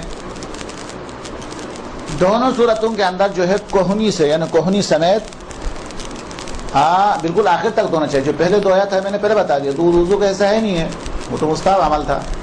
ابھی جو ہم نے وضو کی نیت سے جو پانی ڈالے ہیں وہ پانی یہاں تک پہنچنا ضروری ہے، یعنی بالکل ناخن کے آخری حصے تک پانی پہنچانا ضروری ہے. ہاتھ میں انگوشتری ہے، انگوٹھی ہے تو اس کو ہلا کر پانی پہنچانا چاہیے. اور انگلی کے درمیان میں پانی کم پہنچتا ہے، اسے ہلا کے اس کے اندر پانی پہنچانا ضروری ہے، سیدھے ہاتھ میں بھی الٹے ہاتھ میں بھی. پوری کوہنی کو صحیح طریقے سے دھونا چاہیے. آپ کو پتہ ہے خواتین پہلے یہاں پانی ڈالتی ہے، پھر دوسرا پانی یہاں اسی طریقے سے. اچھا، اور ایک مسئلہ بتا دوں، چہرے کو ایک دفعہ دھونا واجب ہے، 2 دفعہ دھونا مستحب ہے، تیسرا اور 3 سے زیادہ دھونا حرام. ہاتھوں کو بھی ایک دفعہ دھونا واجب ہے، 2 دفعہ دھونا مستحب ہے، تیسری دفعہ یا اس سے زیادہ دھونا حرام. اچھا، تیسری دفعہ دوسری دفعہ کسے کہتے ہیں وہ ایک مسئلہ ہے. امام خمینی رحمۃ اللہ علیہ فرماتے ہیں تیسری دفعہ دوسری دفعہ سے مراد یہ ہے کہ جب سب کچھ دھل گیا تو یہ ایک دفعہ ہے، چاہے پانی ڈالے چاہے 10 دفعہ پانی ڈالے. جب پانی ہر جگہ پہنچ گیا، چہرہ دھل گیا، کوئی احتیاط کے لیے کوئی راستہ باقی نہیں رہا تو یہ ایک دفعہ ہے. سمجھ میں آیا؟ چاہے ایک چلو سے ہر جگہ پانی پہنچا دیا یہ ایک دفعہ ہے، چاہے 10 دفعہ ڈال کے پھر ہر جگہ پانی پہنچا تو 10 دفعہ ڈالنا ایک دفعہ 2 دفعہ وجود میں آتا ہے دھلنے سے، دھل جانے سے. جب چہرہ پورا دھل گیا تو ایک دفعہ ہے. ہاتھ اچھی طرح دھل گیا، راستے احتیاط کا راستہ نہیں رہا تو یہ ایک دفعہ شمار ہے، چاہے ایک دفعہ پانی ڈالے چاہے 2 دفعہ. آیت اللہ خوئی وغیرہ کا عقیدہ ہے نہیں، وہ دھل جانا معیار نہیں، نیت معیار ہے. یعنی اگر 3 دفعہ دھلائی کرے لیکن ایک نیت ہو تو پھر وہ ایک شمار ہے. تو یہ بھی مسئلہ ہے کہ جو بھی ہو چہرہ اور دونوں ہاتھوں کو ایک دفعہ دھونا واجب ہے، دوسری دفعہ دھونا مستحب ہے، تیسری دفعہ دھونا 3 سے زیادہ دھونا حرام ہے. لیکن آیت اللہ سستانی کا ایک فتویٰ بہت اچھا ہے، وہ الٹے ہاتھ کو صرف ایک دفعہ دھونا چاہیے. الٹے ہاتھ کو صرف ایک دفعہ ہونا. چہرہ بھلے 2 دفعہ دھو لیں، سیدھے ہاتھ 2 دفعہ دھو لیں، الٹے ہاتھ صرف اور صرف ایک دفعہ دھو لیں. کیوں؟ اس کی وجہ کیا ہے؟ احسان، کیونکہ اگر ہم نے اس کو 2 دفعہ دھو لیا تو میرے ہاتھ کے اوپر جو رطوبت ہے وہ مستحب، چونکہ میں نے واجب کے علاوہ مستحب بھی دھویا نا، تو یہ جو رطوبت ہے وہ مستحب کی رطوبت ہے. لیکن اگر میں الٹے ہاتھ کو صرف ایک دفعہ واجب دھوتا ہوں تو میرے اس ہاتھ پہ اس ہاتھ دونوں پر جو رطوبت ہے وہ وضو واجب جو پانی ہے اس کی رطوبت موجود ہے، تاکہ اس کے لیے مسح جو ہے وہ بہتر سے بہتر ہو جائے. سمجھ میں آیا نہیں آیا؟ کیونکہ سر کا مسح واجب ہے، پاؤں کا مسح واجب ہے. اگر اس کو بھی مستحب دھو لیتا ہوں تو ہاتھ پر جو تری ہے وہ ہے مستحب پانی کی تری ہے. لیکن اگر ایک دفعہ دھوتا ہوں تو میرے دونوں ہاتھوں پر واجب پانی کی رطوبت ہے، تو اس سے مسح کرنا زیادہ بہتر ہے. واجب نہیں ہے، مستحب ہے، بہتر ہے. مستحب سے مراد بہتر ہے کہ بائیں ہاتھ کو جو ہے وہ ایک ہی دفعہ دھو لے. ہاں مستحب ہے، بہتر ہے. اچھا، یہ بھی واضح ہو گیا. چل پھر اس کے بعد آپ کا 2 گھنٹہ تو کم تو نہیں ہوتا ہے، اس لیے تو آپ کا ذہن تفریح کے لیے کہیں ادھر ادھر لے جانا بھی ضروری ہے. ہاں، کبھی آپ سے بحث بھی ہو سکتی ہے کہ قرآن کے کریم کے اندر آیا ہے فَاغْسِلُوا وُجُوهَكُمْ، چہرہ دھو لو، وَأَيْدِيَكُمْ، ہاتھ دھو لو، الی المرافق کوہنی تک دو لو. ترجمہ تو یہ ہے، بالکل صحیح ہے ان کا. اہل سنت جو ترجمہ کرتے ہیں بالکل صحیح ہے کہ ہاتھوں کو دو لو الی المرافق کوہنی تک دو لو، یعنی یہ ہے. یہاں پہ مختلف جوابات ہیں، لیکن جو جواب آپ لوگ پڑھے لکھے ہیں آپ لوگ سمجھ سکتے ہیں. ایک تھوڑا سا اشارہ کروں گا، بالکل صحیح ہے. ہاتھوں کو دو لو کوہنی تک، تو اس میں سے یہ کوہنی کے ساتھ ہے، یہ فلان عربی میں فلان کا معنی دیتا ہے، یہ دیتا ہے. لیکن میں آپ کو ایک مثال دے کر سمجھاتا ہوں کہ اسی معنی کے ساتھ بھی وضو ہمارا صحیح ہے. یعنی ترجمہ اہل سنت کے باوجود بھی ترجمہ اہل سنت کبھی کرے تب بھی وضو ہمارا ہی صحیح ہے. کیسے؟ ہر کام کے اندر ایک اصول ہے، ہر ایک کام کے اندر اصول ہے. مثال فرض کرو کہ یہاں سے یہاں ایک برتن ہے، میں کسی سے بولوں کہ یہاں تک پانی بھرو، تو پھر ظاہر ہے پانی تو نیچے سے بھرے گا، درست ہے؟ اس میں تو گنجائش ہی نہیں ہے کہ پانی اوپر سے نیچے اوپر سے بھرے. یہ برتن ہے تو پانی ڈالیں گے تو یعنی فطرت کا تقاضا یہ ہے کہ پانی، مخالفت بھی ممکن نہیں ہے. جب میں نے کہا کہ یہاں تک دو لو، چاہے میں بولوں یہاں سے یہاں تک پانی بولو، یہاں اس میں کوئی مسئلہ نہیں بتا، کرنا ایک ہی ہوگا، پانی نیچے سے اوپر ہی ہوگا. کبھی جو سے اور تک یعنی یہاں سے یہاں تک جو ہے وہ ترتیب سمجھانے کے لیے نہیں ہوتا. مثال کے طور پر میں نے کسی کو کہا بھائی یہاں سے لے کر یہاں تک ٹائل بچھانا ہے، یا فرش بچھانا ہے، کارپیٹ بچھانا ہے، چادر بچھانی ہے، چلو اور بھی آسان. ہم نے کہا اس حال کے یہاں تک آپ کو یہاں سے یہاں تک آپ چادر بچھائیں. تو جس آدمی کو آپ نے بلایا ہے اپنے گھر کے اندر فرش بچھانے کے لیے، چادر بچھانے کے لیے، جب وہ آئے گا تو وہ یہ نہیں کہے گا کہ چونکہ اس نے کہا کہ یہاں سے یہاں تک اس لیے یہاں سے شروع کرو، یہ نہیں بولے گا، کوئی نہیں سمجھے گا. یہاں سے یہاں تک کا مطلب یہ ہے نا، یہ سرحد بتا رہا ہے کہ کہاں سے کہاں تک چادر بچھانی ہے. یہاں پہ یہاں سے یہاں تک یہ ترتیب سمجھانے کے لیے نہیں ہے، یہ ایک جملہ ہے جو زبان پہ آ گیا ہے. یا یہاں سے یہاں تک دیوار بنا دو، ادھر سے ادھر تک دیوار لگا دو. اب میں نے یہاں سے یہاں تک بولا ہے تو کیا ضروری ہے کہ وہ یہاں سے شروع کرے؟ نہیں، وہ سمجھے گا یہاں سے یہاں تک دیوار بنا دو، یعنی چاہے ادھر سے ادھر بنا دو، چاہے ادھر سے بنا دو، یا یہاں تک پردہ لگا دو. میری بات کو کچھ سمجھ میں آ رہی ہے؟ ایسے ہی خواہ ہوا میں جا رہی ہے. ہاں، تو یہ وہ مثالیں ہیں جس کے اندر یہاں سے بھی بولا ہے، یہاں تک بھی بولا ہے، لیکن اس میں کوئی ترتیب نہیں ہوتی ہے. اب آدمی کو خود اس کی مرضی ہے، چاہے یہاں سے وہاں چادر یہاں سے شروع کر کے وہاں ختم کرے، یا وہاں شروع کر کے یہاں ختم کرے. دیوار چاہے یہاں سے شروع کر کے وہاں پہنچا دے، یا وہاں سے پردہ چاہے یہاں سے یوں لگا دے، چاہے وہاں سے یوں لگا دے.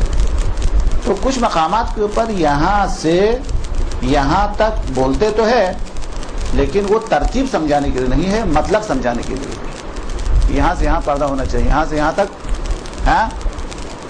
یعنی کارپیٹ بچھانا چاہیے، یہاں سے یہاں تک جو ہے وہ فرش لگنا چاہیے. یہاں پہ سے اور تک یعنی یہاں سے یہاں تک کی ترتیب ہی سمجھاتا نہیں ہے. لیکن دوسری مثال یہ ہے کہ جب میں نے بولا کہ یہاں سے لے کر یہاں تک پانی بھرو، تو یہاں تک خود بخود ترتیب خود سمجھ میں آتی ہے. وہ نہ بھی بولے تو ترتیب سمجھ میں آتی ہے کہ وہ نیچے سے اوپر ہی پانی بھرے گا. یہ ایک مثال. اور تیسری مثال اس کا الٹا، اگر میں بولوں یہاں سے لے کر یہاں تک رنگ کرو، کلر کرو، ایک تو بولوں گا ٹائل لگا دو، چلو میں ٹائل لگا دو بولوں گا. اب ٹائل اوپر سے نیچے تو نہیں لگے گا، ٹائل نیچے سے لگاتا ہو چلا جائے گا. لیکن اگر یہی جملہ بولوں یہاں سے لے کر یہاں تک کالا رنگ کرو، پھر رنگ کا اصول کیا ہے؟ اگر نیچے سے رنگ کرتے چلا جائے تو اوپر جائے گا، تو اوپر کا نیچے آ کے اس کو خراب کرے گا نا. اتنا تو پتہ ہے نا سب کو. ہاں، میں نے بولا یہاں سے یہاں تک کلر کرو کا مطلب یہ ہے کہ یہاں سے یہاں تک کلر کرو. اب یہ جو آدمی آیا ہے مزدور ہے، وہی نہیں سوچے گا صاحب نے یہاں سے یہاں تک کہا اس لیے میں یہاں سے کلر شروع کروں گا، یہ تو نہیں ہو سکتا.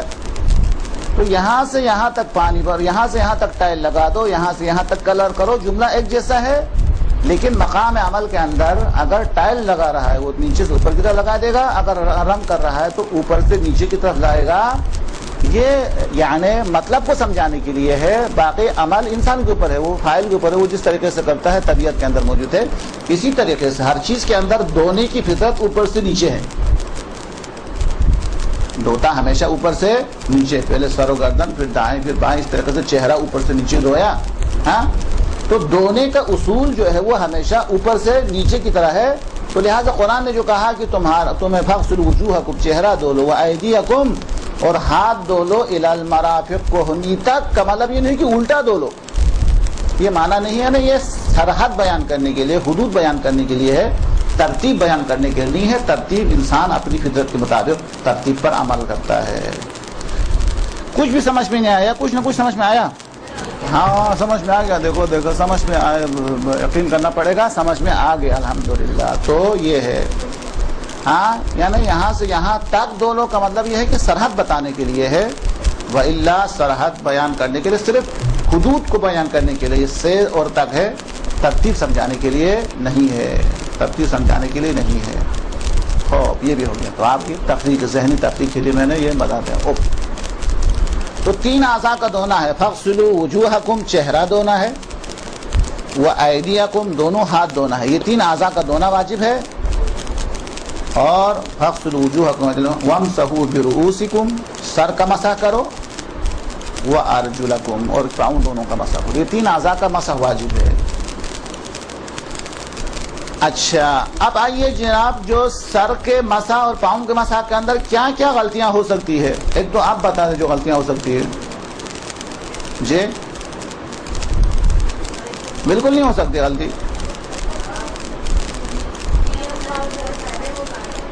جی پسینہ آیا ہوا ہے, غلطی ہو سکتی تھی.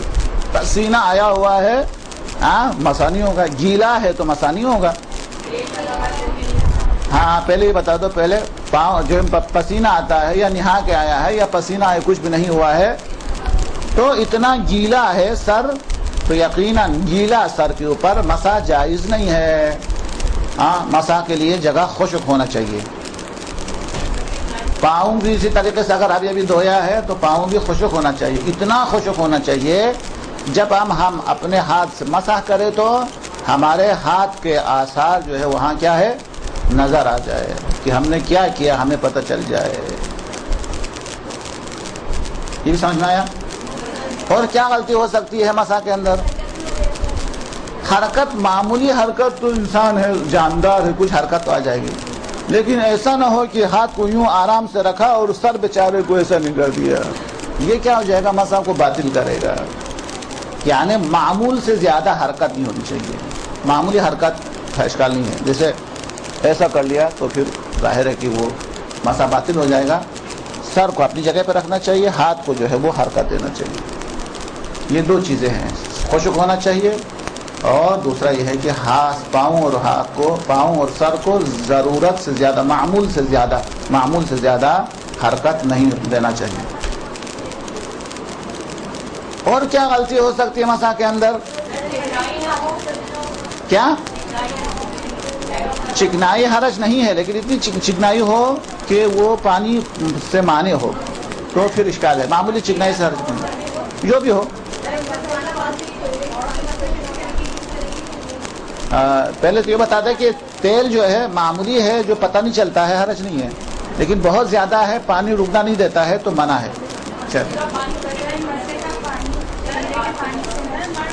ہاں دیکھو اسنان بتا دیا, صحیح بتایا انہوں نے آپ نے, کہ مسح کرتے وقت جو ہے بہت جو شرا ہو کے یوں کرے تو یعنی یہ ہاتھ جو ہے وہ سر کا مسح کرتے وقت ہاتھ کی رطوبت چہرے کی رطوبت سے اگر لگ جائے تو پاؤں کا مسح باطل ہو جائے گا.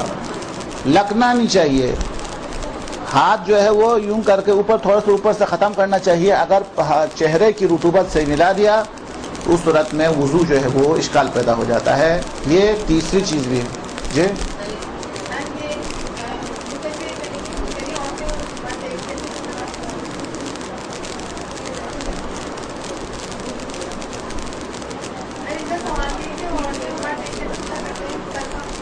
کیا مسح میں کوئی فرق نہیں ہے. اس میں وضو کے اندر جو مسح ہے, مسح میں مرد و عورت میں کوئی فرق نہیں ہے. مسح کھال پہ بھی ہو سکتا ہے, کھال پہ جو اندر جو کھال چمڑا ہے اس پہ بھی ہو سکتا ہے, اور یوں مانگ نکال کے اس کی جڑوں پر بھی, بال کے جو جڑیں ہیں اس پر بھی مسح جائز ہے.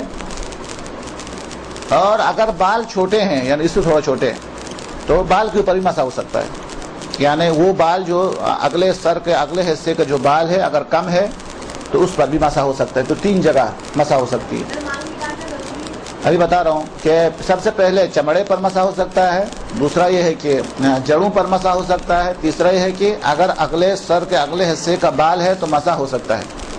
لیکن خواتین کی طرح یا دوسرے مرد حضرات کی طرح جو بال زیادہ لمبے ہیں اس کے دائیں بائیں یا پیچھے کے بال اگر یہاں آئے ہوئے ہیں اس پر مسح کرے تو پھر مسح جو ہے وہ باطل ہوتا ہے. لہذا دائیں بائیں کا جو بال جو دائیں حصے بائیں حصے دائیں بائیں طرف کا بال اگر یہاں آیا ہے اس پہ مسح کرے تو مسح باطل ہے. وَإِلَّا جو ہے وہ کھال پر بھی, جڑ پر بھی اور بال چھوٹے ہونے کی صورت میں خود بال پر بھی مسح جو ہے وہ جائز ہے.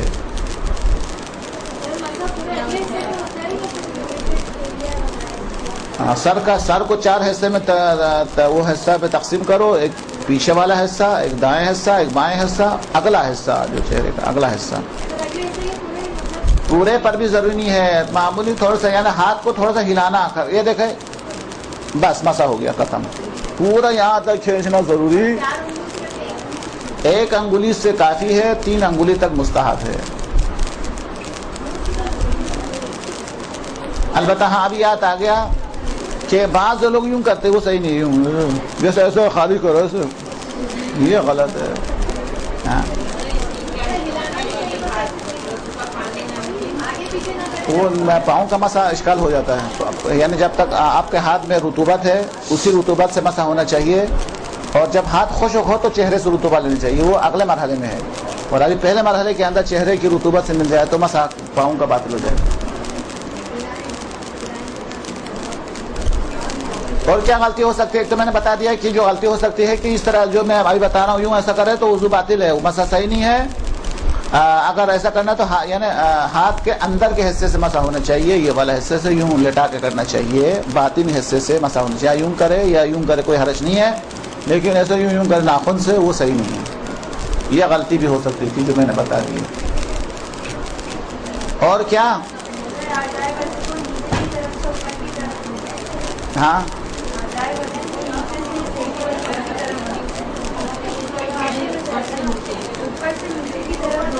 ہاں باطل ہے, وہ تو باطل ہے, باطل ہے, اوپر سے نیچے کی طرف دونوں باطل ہے. اچھا اور ایک غلطی ہو سکتی ہے وہ یہ ہے, اور ایک غلطی ہو سکتی ہے وہ یہ ہے, آپ نے کیا کیا, دیکھو میں نے وضو کیا, ہاں ہاتھ دھویا, چہرہ دھویا, دونوں ہاتھوں کو دھویا, اس کے بعد مسح کرنے سے پہلے وہ نل وغیرہ کو بند کیا, پھر جا کے اگر مسح کیا, اگر اس نالی پر رطوبت ہے اس رطوبت سے اگر میں مسح کرتا ہوں تو میرا مسح باطل ہے. پھر کیا کرنا پڑے گا مجھے, الٹے ہاتھ پر پانی ڈالا, وضو ختم کرنے سے پہلے نل بند کیجئے, اس کے بعد جو ہے آرام سے ترتیب کر کے پھر اس سے مسح کرنا ہے. کیا کہا, سمجھ میں آیا؟ ایسا نہ ہو کہ یوں کر کے سب کچھ کر لے اس کے بعد آرام سے نل بند کر دے پھر مسح کرنا شروع کر, یہ غلط ہے. جو صحیح طریقہ ہے وہ بتاتا ہوں. صحیح طریقہ یہ ہے, صحیح طریقہ دو بھی ہو سکتا ہے. اگر پانی ضائع کرنے کا اگر آپ کو شوق ہے تو پھر تو آپ جو ہے وہ سب کر کے مسح کر کے پھر نل بند کرے, وہ تو ایک طریقہ ہے جس سے پانی کا نقصان زیادہ ہے, جو اچھا نہیں ہے, صحیح نہیں, خصوصاً فلیٹ کے اندر ہے پانی کا. تو دوسرا یہ ہے کہ اگر آپ نے یوں پانی ڈالا, ابھی اس کا دھونا جو ہے مکمل نہیں کیا, آپ نے نل کو بند کر دیا, اس کے بعد جو ہے ہاتھ کو صحیح طریقے سے ہر جگہ پانی پہنچا کے اس کے بعد آپ نے مسح کیا. ہاتھ اور سر اور پاؤں کے مسح کرنا چاہیے. جو غلط ہے وہ کیا ہے, آپ نے یہ ہاتھ کو دھو لیا, مکمل کر لیا, ادھر سے نل بند کیا, اس کے بعد جو ہے یوں ہاتھ لگا دیا, تو چونکہ وہ نل کے اوپر گیلا ہے, رطوبت ہے, اعضائے وضو کے علاوہ پانی ہے, وہ آپ کے ہاتھ پہ آ جائے اور مسح کرے تو آپ کا مسح باطل ہو جائے گا. یہ بھی سمجھ میں نہیں آیا؟ ہاں سمجھ میں آتا ہے پھر بھی ماں شور کر ڈال دو. ہاں چلیے جناب, یہ غلطی بھی ہو سکتی تھی. اچھا جی, ہاتھ کو دوبارہ دھو سکتے, جی ہاں, اگر وضو مکمل ہونے کے بعد نہا بھی سکتے ہیں, کچھ بھی کر سکتے, کوئی حرج نہیں, اس کے بعد آزاد ہے انسان. اچھا ایک چیز اور بتانا بہتر سمجھتا ہوں, جس طریقے سے ہمارا سر اور پاؤں کے لیے خشک ہونا ضروری ہے، چہرہ اور ہاتھ کے لیے خشک ہونا ضروری نہیں ہے. اچھا، سر اور پاؤں کے مسح کے لیے ضروری ہے کہ وہ پاک ہو، نجس ہو تو مسح باطل ہے. اور ایک مسئلہ ہے جو ہم سے مربوط نہیں ہے کہ ہمارے پوچھ پر خون نکلا ہوا ہے یا خون لگا ہوا ہے تو کوئی حرج نہیں، ہم وضو کریں گے، اس کے بعد جا کے نہائیں گے. تو جسم کے دوسرے حصے اگر نجس ہے تو کوئی بات نہیں ہے، ہمارے اعضاء وضو، جو وضو کے جو اعضاء ہے وہ پاک ہونا چاہیے، اور مسح کی جگہ پاک ہونے کے علاوہ خشک بھی ہونا چاہیے. کیا ہو سکتا ہے؟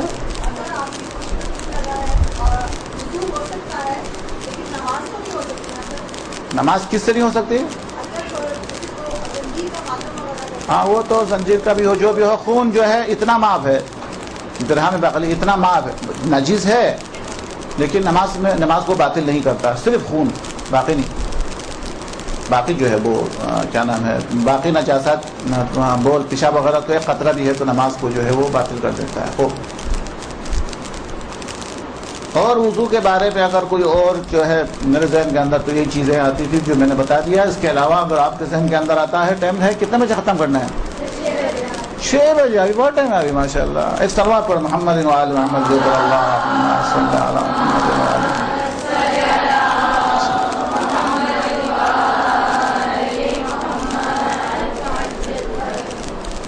بھلے اردو ضروری نہیں ہے، اب تو شک تو ختم ہو گیا، باقی سے ہی عام عموم باتیں اردو کے بارے میں. اسلام کے اندر دعائیں، جیسا بھی میں آنے سے پہلے ہمارے دوست صاحب کہہ رہے تھے، دعاؤں کے اندر بہت ماشاء اللہ وہ ہے. اچھا، دعا جو ہے بہت وسیع میدان ہے، یعنی دعا جو ہے ہر جگہ ہے، کوئی بھی عمل دعا سے خالی نہیں ہے. مثلا مثال دے کر سمجھاتا ہوں. اگر ہم جو ہے گھر میں داخل ہونے کی دعا ہے، وہ ذہن میں نہیں ہے. اچھا، گھر کے اندر جب ہم داخل ہو کے لائٹ کو کھول لیتے ہیں، یعنی آن کر لیتے ہیں، تو وہاں جو، اچھا عربی ضروری نہیں ہے، اردو مفہوم کافی ہے. اور آپ کو پتہ ہے کہ ہمارے 1,24,000 انبیاء میں سے کتنے نبی عربی زبان بولنے والے تھے؟ کسی کو پتہ ہے؟ ہاں، آپ تو یہ سمجھیں سب عربی بولنے والے ہیں. کتنے جو ہے وہ انبیاء میں سے کتنے نبی جو ہے عرب تھے؟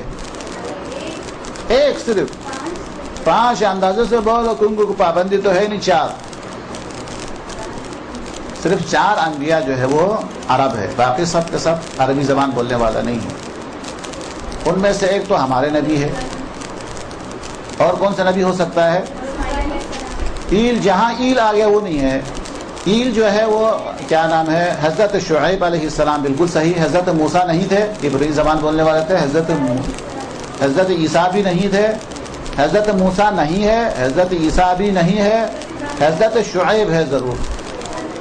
حضرت صالح بھی ہے. اور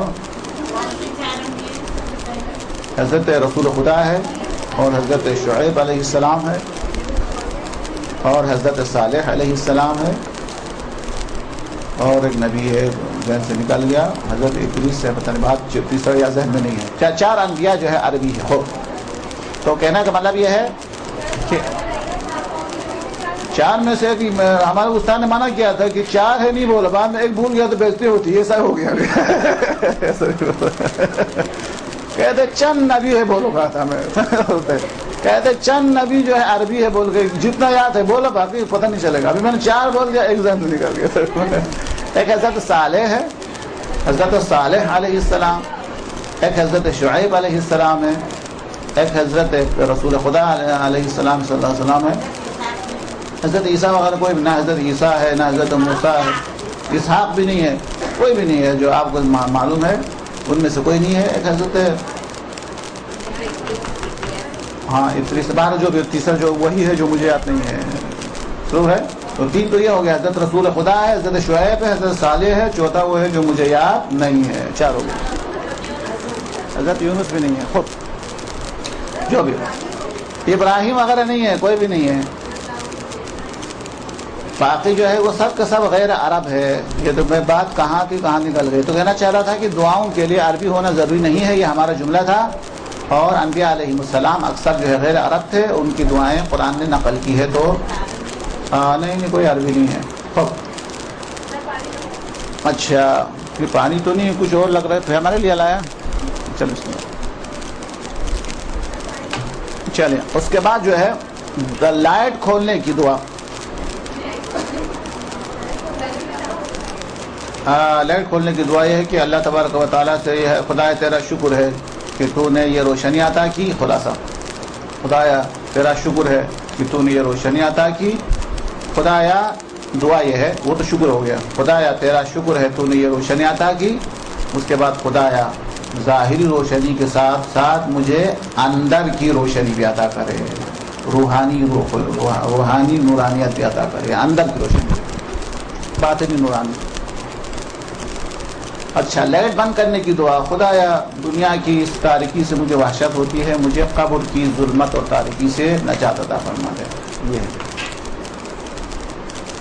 اچھا اس کے بعد کیا ہے کہ مجھے دنیا کی تاریکی سے یعنی خوف آتا ہے، وحشت ہوتی ہے، قبر کی تاریکی سے نجات عطا کرے. اچھا جب سو جائے تو کیا دعا ہونی چاہیے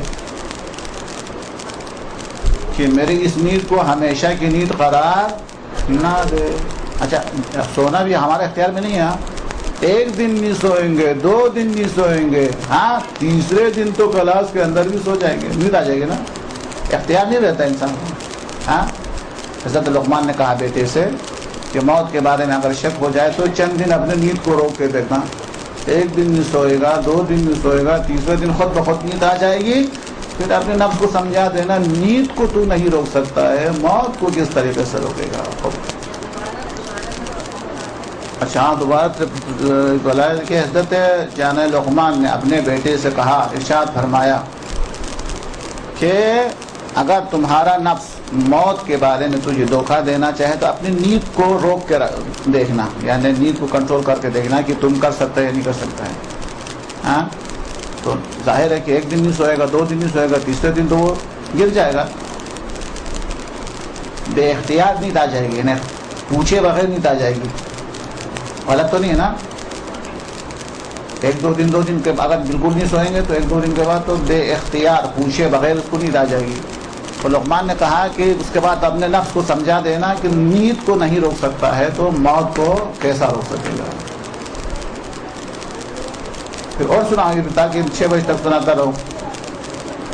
اس کے بعد کہا خدا کی بارگاہ میں محشور ہونا، خدا کی بارگاہ میں قبر سے اٹھ کے جانا، اس پر اگر تمہیں شک حاصل ہو جائے تو لقمان نے کہا اچھا تجربہ کرنا ہے تو اپنی بیدار ہونے کو روکنا، یعنی بیداری کو روکنا.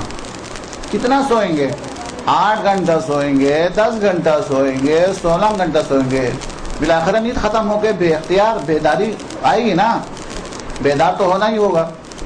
کتنا سوئیں گے؟ 24 گھنٹہ سوئیں گے چلے، لیکن اس کے بعد بیدار تو ہونا ہی ہونا ہے. تو پھر اپنے نفس کو سمجھا دینا کہ جب نیند سے بیداری کو تو نہیں روک سکتا ہے، قبر سے بیدار ہونے کو کیسا روک سکے گا؟ تو تمہارے اختیار میں کیا ہے. جی قبر سے خدا کی بارگاہ میں بیدار ہو کے جانا، کھڑے ہو کے جانے کو تو نہیں روک سکتا ہے. بات کہاں سے کہاں نکل گئی. تو سونے سے پہلے خدا سے یہ دعا کرنی ہے کہ خدایا میری اس نیند کو ہمیشہ کی نیند قرار نہ دے. چونکہ اس کو پتا ہے جب سوئے گا آنکھیں کام نہیں کرے گی، جب سوئے گا کام نہیں کرے گا، جب سوئے گا تو عقل بھی کام، موت ہی ہے. دیکھیں تھوڑا سا کنیکشن ہے، معمولی سے رابطہ ہے حیات سے، باقی موت اور نیند میں تھوڑا سا فرق ہے، معمولی فرق ہے. اس کے بعد سو جائیں گے، سونے کے بعد درمیان میں تو کچھ نہیں کر سکتے. جب بیدار ہو جائیں گے تو پھر وہی خدا کا شکر ہے کہ خدا الحمدللہ الذی بعثنی من مرقدی ھذا ولو شئت جعلتہ سرمدا. خدا تیری حمد ہے کہ تو نے مجھے دوبارہ زندہ و سلامت زندگی عطا کی. انسان بہت سارے گناہ کر کے سو جاتا ہے اور سارے حواس قوتیں ختم ہو جاتی ہے، صبح دوبارہ عطا کرتا ہے. خدا ہمیشہ نیند کے بعد ہمیشہ زندگی نئی زندگی دے رہا ہے خلاصہ. اچھا لباس پہننے کی دعا کیا ہونا چاہیے کہ خدایا تیرا شکر ہے کہ اس لباس کے ذریعے میرے عیوب چھپ جاتا ہے، کہ ساتھ ساتھ خدایا تو مجھے ایک ایسا لباس عطا فرما دے جس سے میرے گناہوں کا عیوب بھی چھپ جائے. ہاں، اس لباس سے ہمارے ظاہری عیوب، بدن کے عیوب چھپ جاتا ہے. خدا سے دعا کرنی ہے کہ خدایا اور ایک بھی لباس عطا فرما دے کہ جس سے میرے گناہوں کا عیب بھی چھپ جائے. اچھا، اور آگے جوتا پہننے کے بعد خدایا تیرا شکر ہے کہ تو نے یہ یعنی جوتے کے ذریعے، اس نعمت کے ذریعے میرے پاؤں زخمی ہونے سے بچایا. خدایا اسی طریقے سے میری روح کو زخمی ہونے سے بچانے کے لیے تقوی عطا فرما دے، پرہیزگاری عطا فرما دے کہ روح جو ہے وہ زخمی نہ ہو جائے. پتہ نہیں کہاں تک کی دعائیں آپ کے سامنے بیان کروں کہ وہاں باتھ روم میں جانے کے بعد جب نجاستیں برطرف ہونے کے بعد خدایا تیرا شکر ہے کہ یہ نجاستیں مجھ سے برطرف کی، اگر یہ نجاست میرے پیٹ میں رہ جاتی تو میں تو مر چکا ہوتا. کثافتیں اگر پیٹ میں رہ جاتی تو میں مر چکا ہوتا، میری موت واقع ہو جاتی، مجھے اذیت ہوتی. خدا جس طریقے سے پیٹ سے یہ نجاست تو نے برطرف کی ہے، میری روح سے گناہوں کی کثافت بھی دور فرما دے. ہاں، گناہوں کی کثافت پیٹ سے نکلنے والی کثافت سے زیادہ ہے. باتھ روم کے اندر بھی دعا ہے کہ خدایا جس طریقے سے یہ کثافت مجھ سے دور ہو گئی ہے، میری روح پر موجود گناہوں کی کثافت بھی تو دور فرما دیجئے. یہاں تک تو مقدمے کے طور بتا دیا تھا. ابھی ہم پھر دوبارہ وضو کی طرف آ گئے. اب جب وضو کے لیے چھٹے امام جعفر صادق صلوات اللہ وسلم علیہ اللہم صلی علی محمد وعلی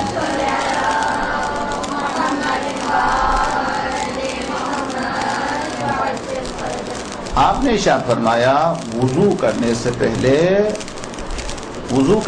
پہلے یہ تصور کرو کہ پانی کتنی بڑی نعمت ہے.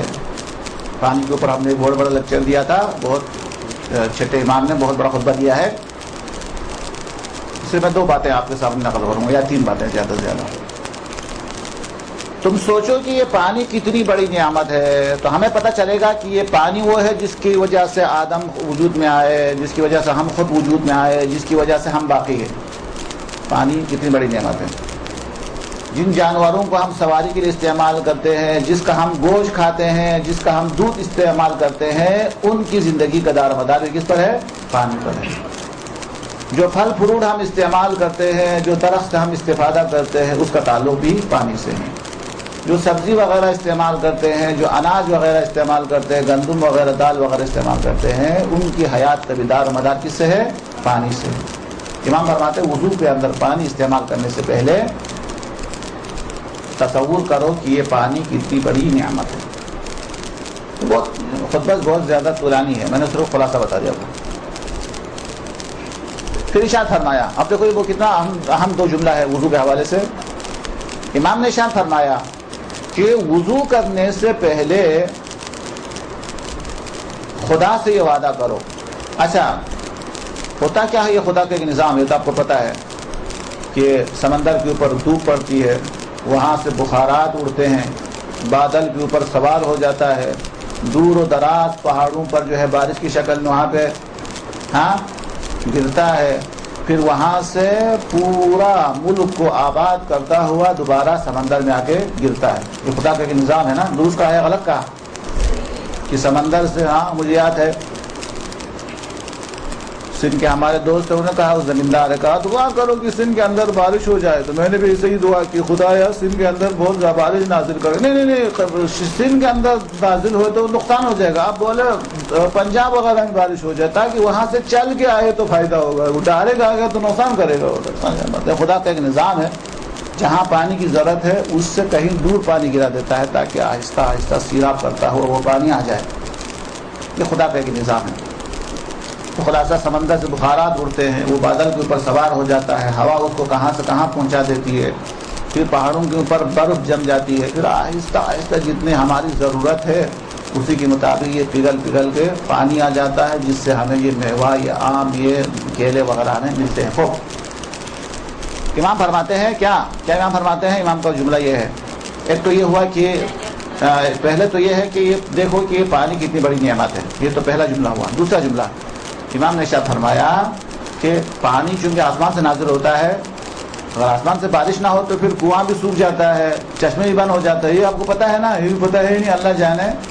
ہاں اگر بارش نہ ہو تو پھر چشمے سوکھ جائیں گے، کہاں سے آ گیا پانی، کنواں سوکھ جائیں گے، جھیل جو ہے وہ سوکھ جائے گی، پھر کچھ بھی نہیں بچے گا۔ یہ سب کا سب جھیل بنتی ہے بارش ہونے کی وجہ سے، ہاں پانی نکلتا ہے زمین کے نیچے سے بھی، کنواں وغیرہ بھی اس میں پانی آتا ہے، یہ سب کا سب بارش کی وجہ سے، خدا کے سسٹم نظام ہے۔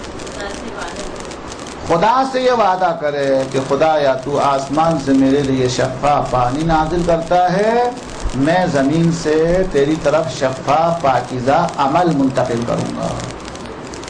خدا سے یہ دعا کرو، وعدہ کرو کہ خدا یا تو آسمان سے میرے لیے صاف شفاف پاکیزہ پانی نازل کرتا ہے، اور میں اس کے عوض، اس کے بدلے میں بہترین پاکیزہ اعمال تیری طرف کیا کروں گا، منتقل کروں گا۔ اس کو ہم کہیں گے حقوق اللہ، اس کو کیا کہیں گے ہم، حقوق اللہ۔ وہ اللہ تبارک و تعالیٰ پاکیزہ پانی نازل کرتا ہے اور ہم پاکیزہ اعمال خدا کی طرف منتقل کریں گے۔ اس کے بعد تیسرا اور آخری، پانی کو استعمال کرنے سے پہلے دیکھو کہ پانی کی خوبی کیا ہے، پانی کی کیا خوبی ہے، تو میں بتاتے تم کو پتہ چلے گا کہ یہ پانی وہ موجود ہے کہ جو زمین پہ گرتا ہے تو زمین کو سرسبز و شاداب کرتا ہے، درخت کے سامنے گرتا ہے تو اس درخت کو حیات دیتا ہے، انسان جب پیتا ہے تو انسان کے جسم کے اندر توانائی اور طاقت اور حیات دیتا ہے۔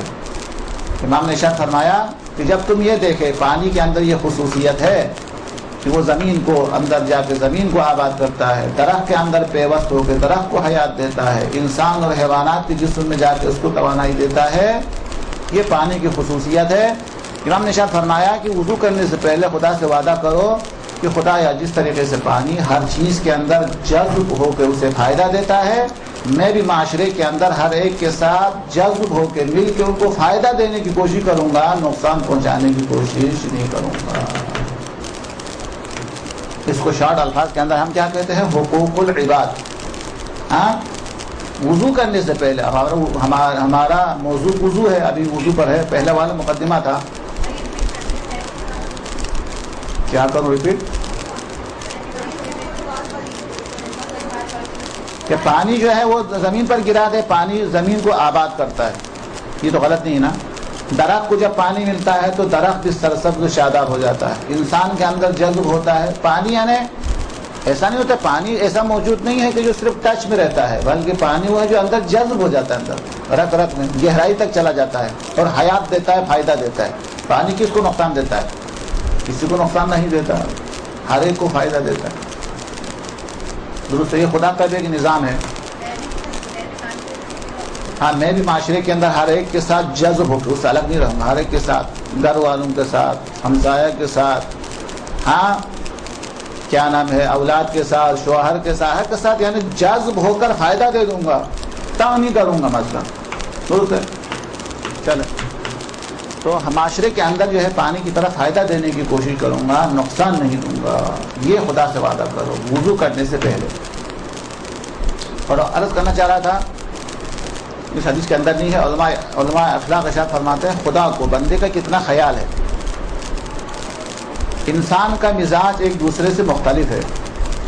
اگر یہاں پر کسی سے پوچھے آپ کو کون سا کھانا پسند ہے، وہ بولے گا مجھے وہ کھانا پسند ہے، دوسرا بولے گا مجھے وہ پسند ہے، تیسرا بولے گا مجھے یہ پسند ہے۔ آپ کو کون سا پھل کھانا ہے، کوئی بولے گا مجھے آم پسند، دوسرا کہے گا کہ مجھے کیلا پسند ہے۔ یعنی کھانا جو ہے ہر ایک کی پسند الگ الگ ہے۔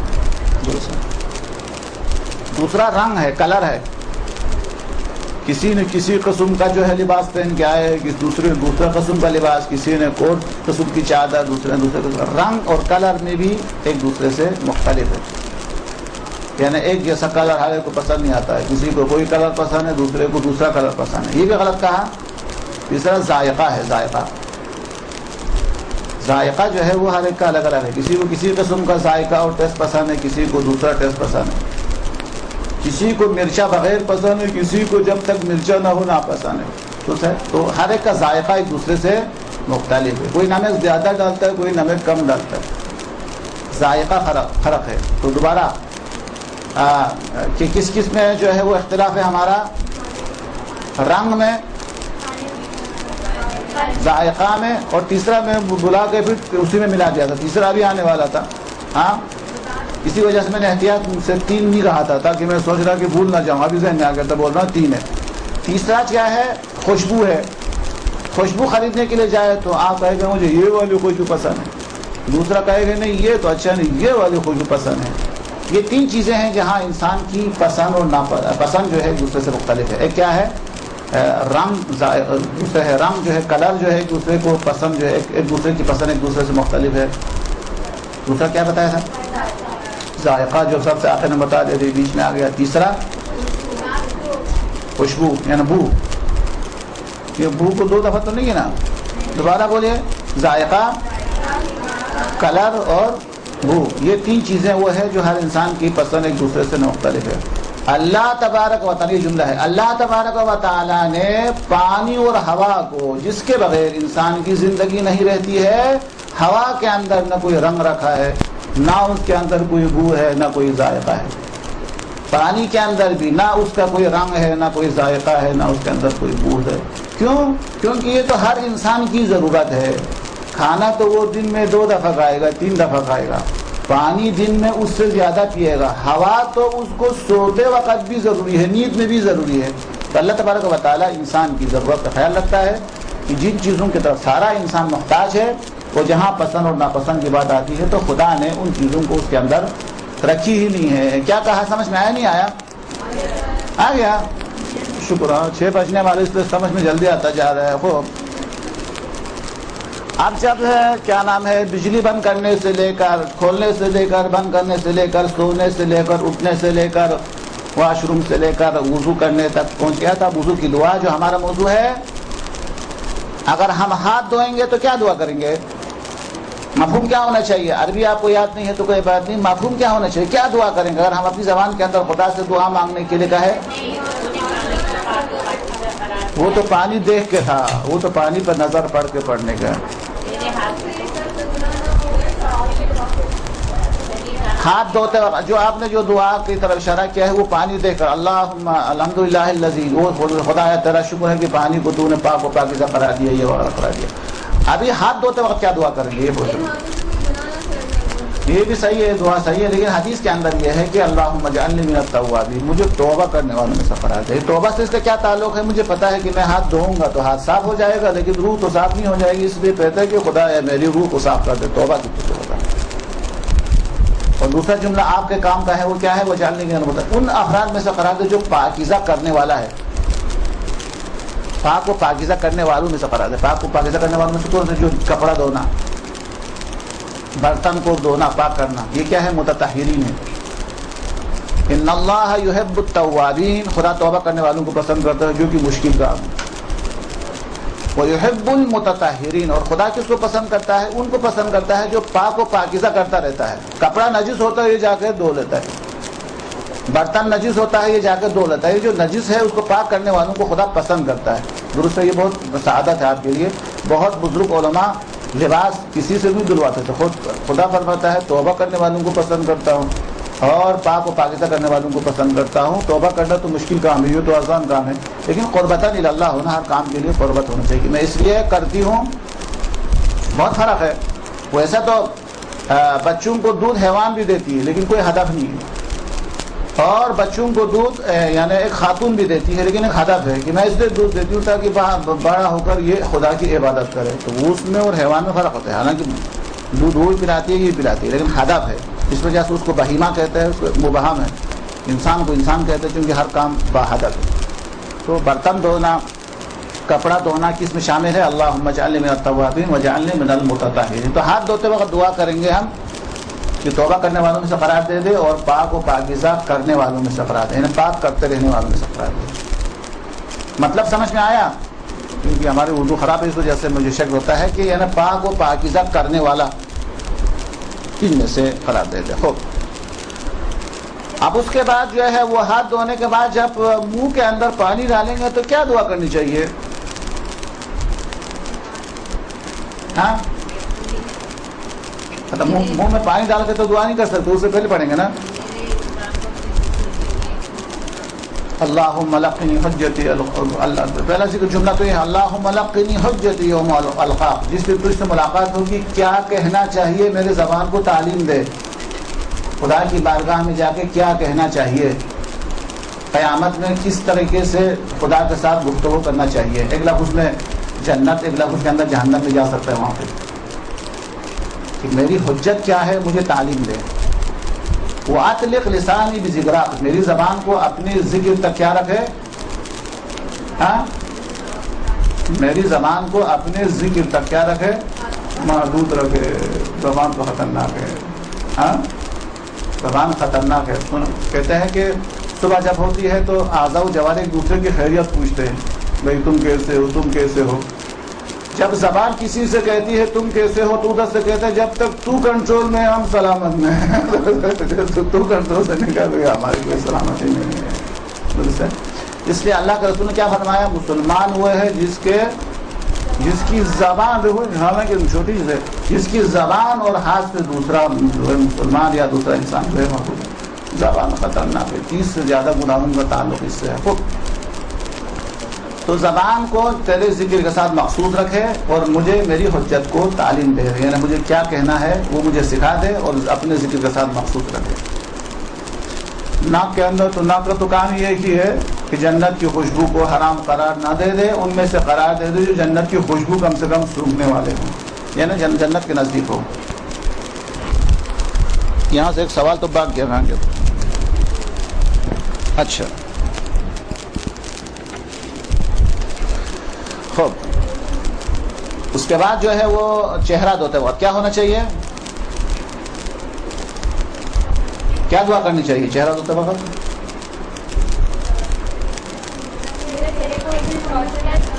ہاں ٹھیک ہے. یعنی خلاصہ یہ ہوا کہ میرے چہرے کو قیامت کے دن سیاہ نہ کر دے. ہاں وہ بنا دے. چلے سیدھے ہاتھ دھوتے وقت کیا دعا کرنی چاہیے؟ ہاں نامہ ہاتھ، نامہ اعمال سیدھے ہاتھ میں. الٹے ہاتھ دھوتے وقت بالکل صحیح ہے. اور سر کا مسح کرتے وقت رحمت کا سایہ عطا فرما دے. پاؤں کو مسح کرتے وقت احسان. سب آپ کو یاد ہے ماشاء اللہ، آپ لوگوں کو سب کچھ معلوم ہے.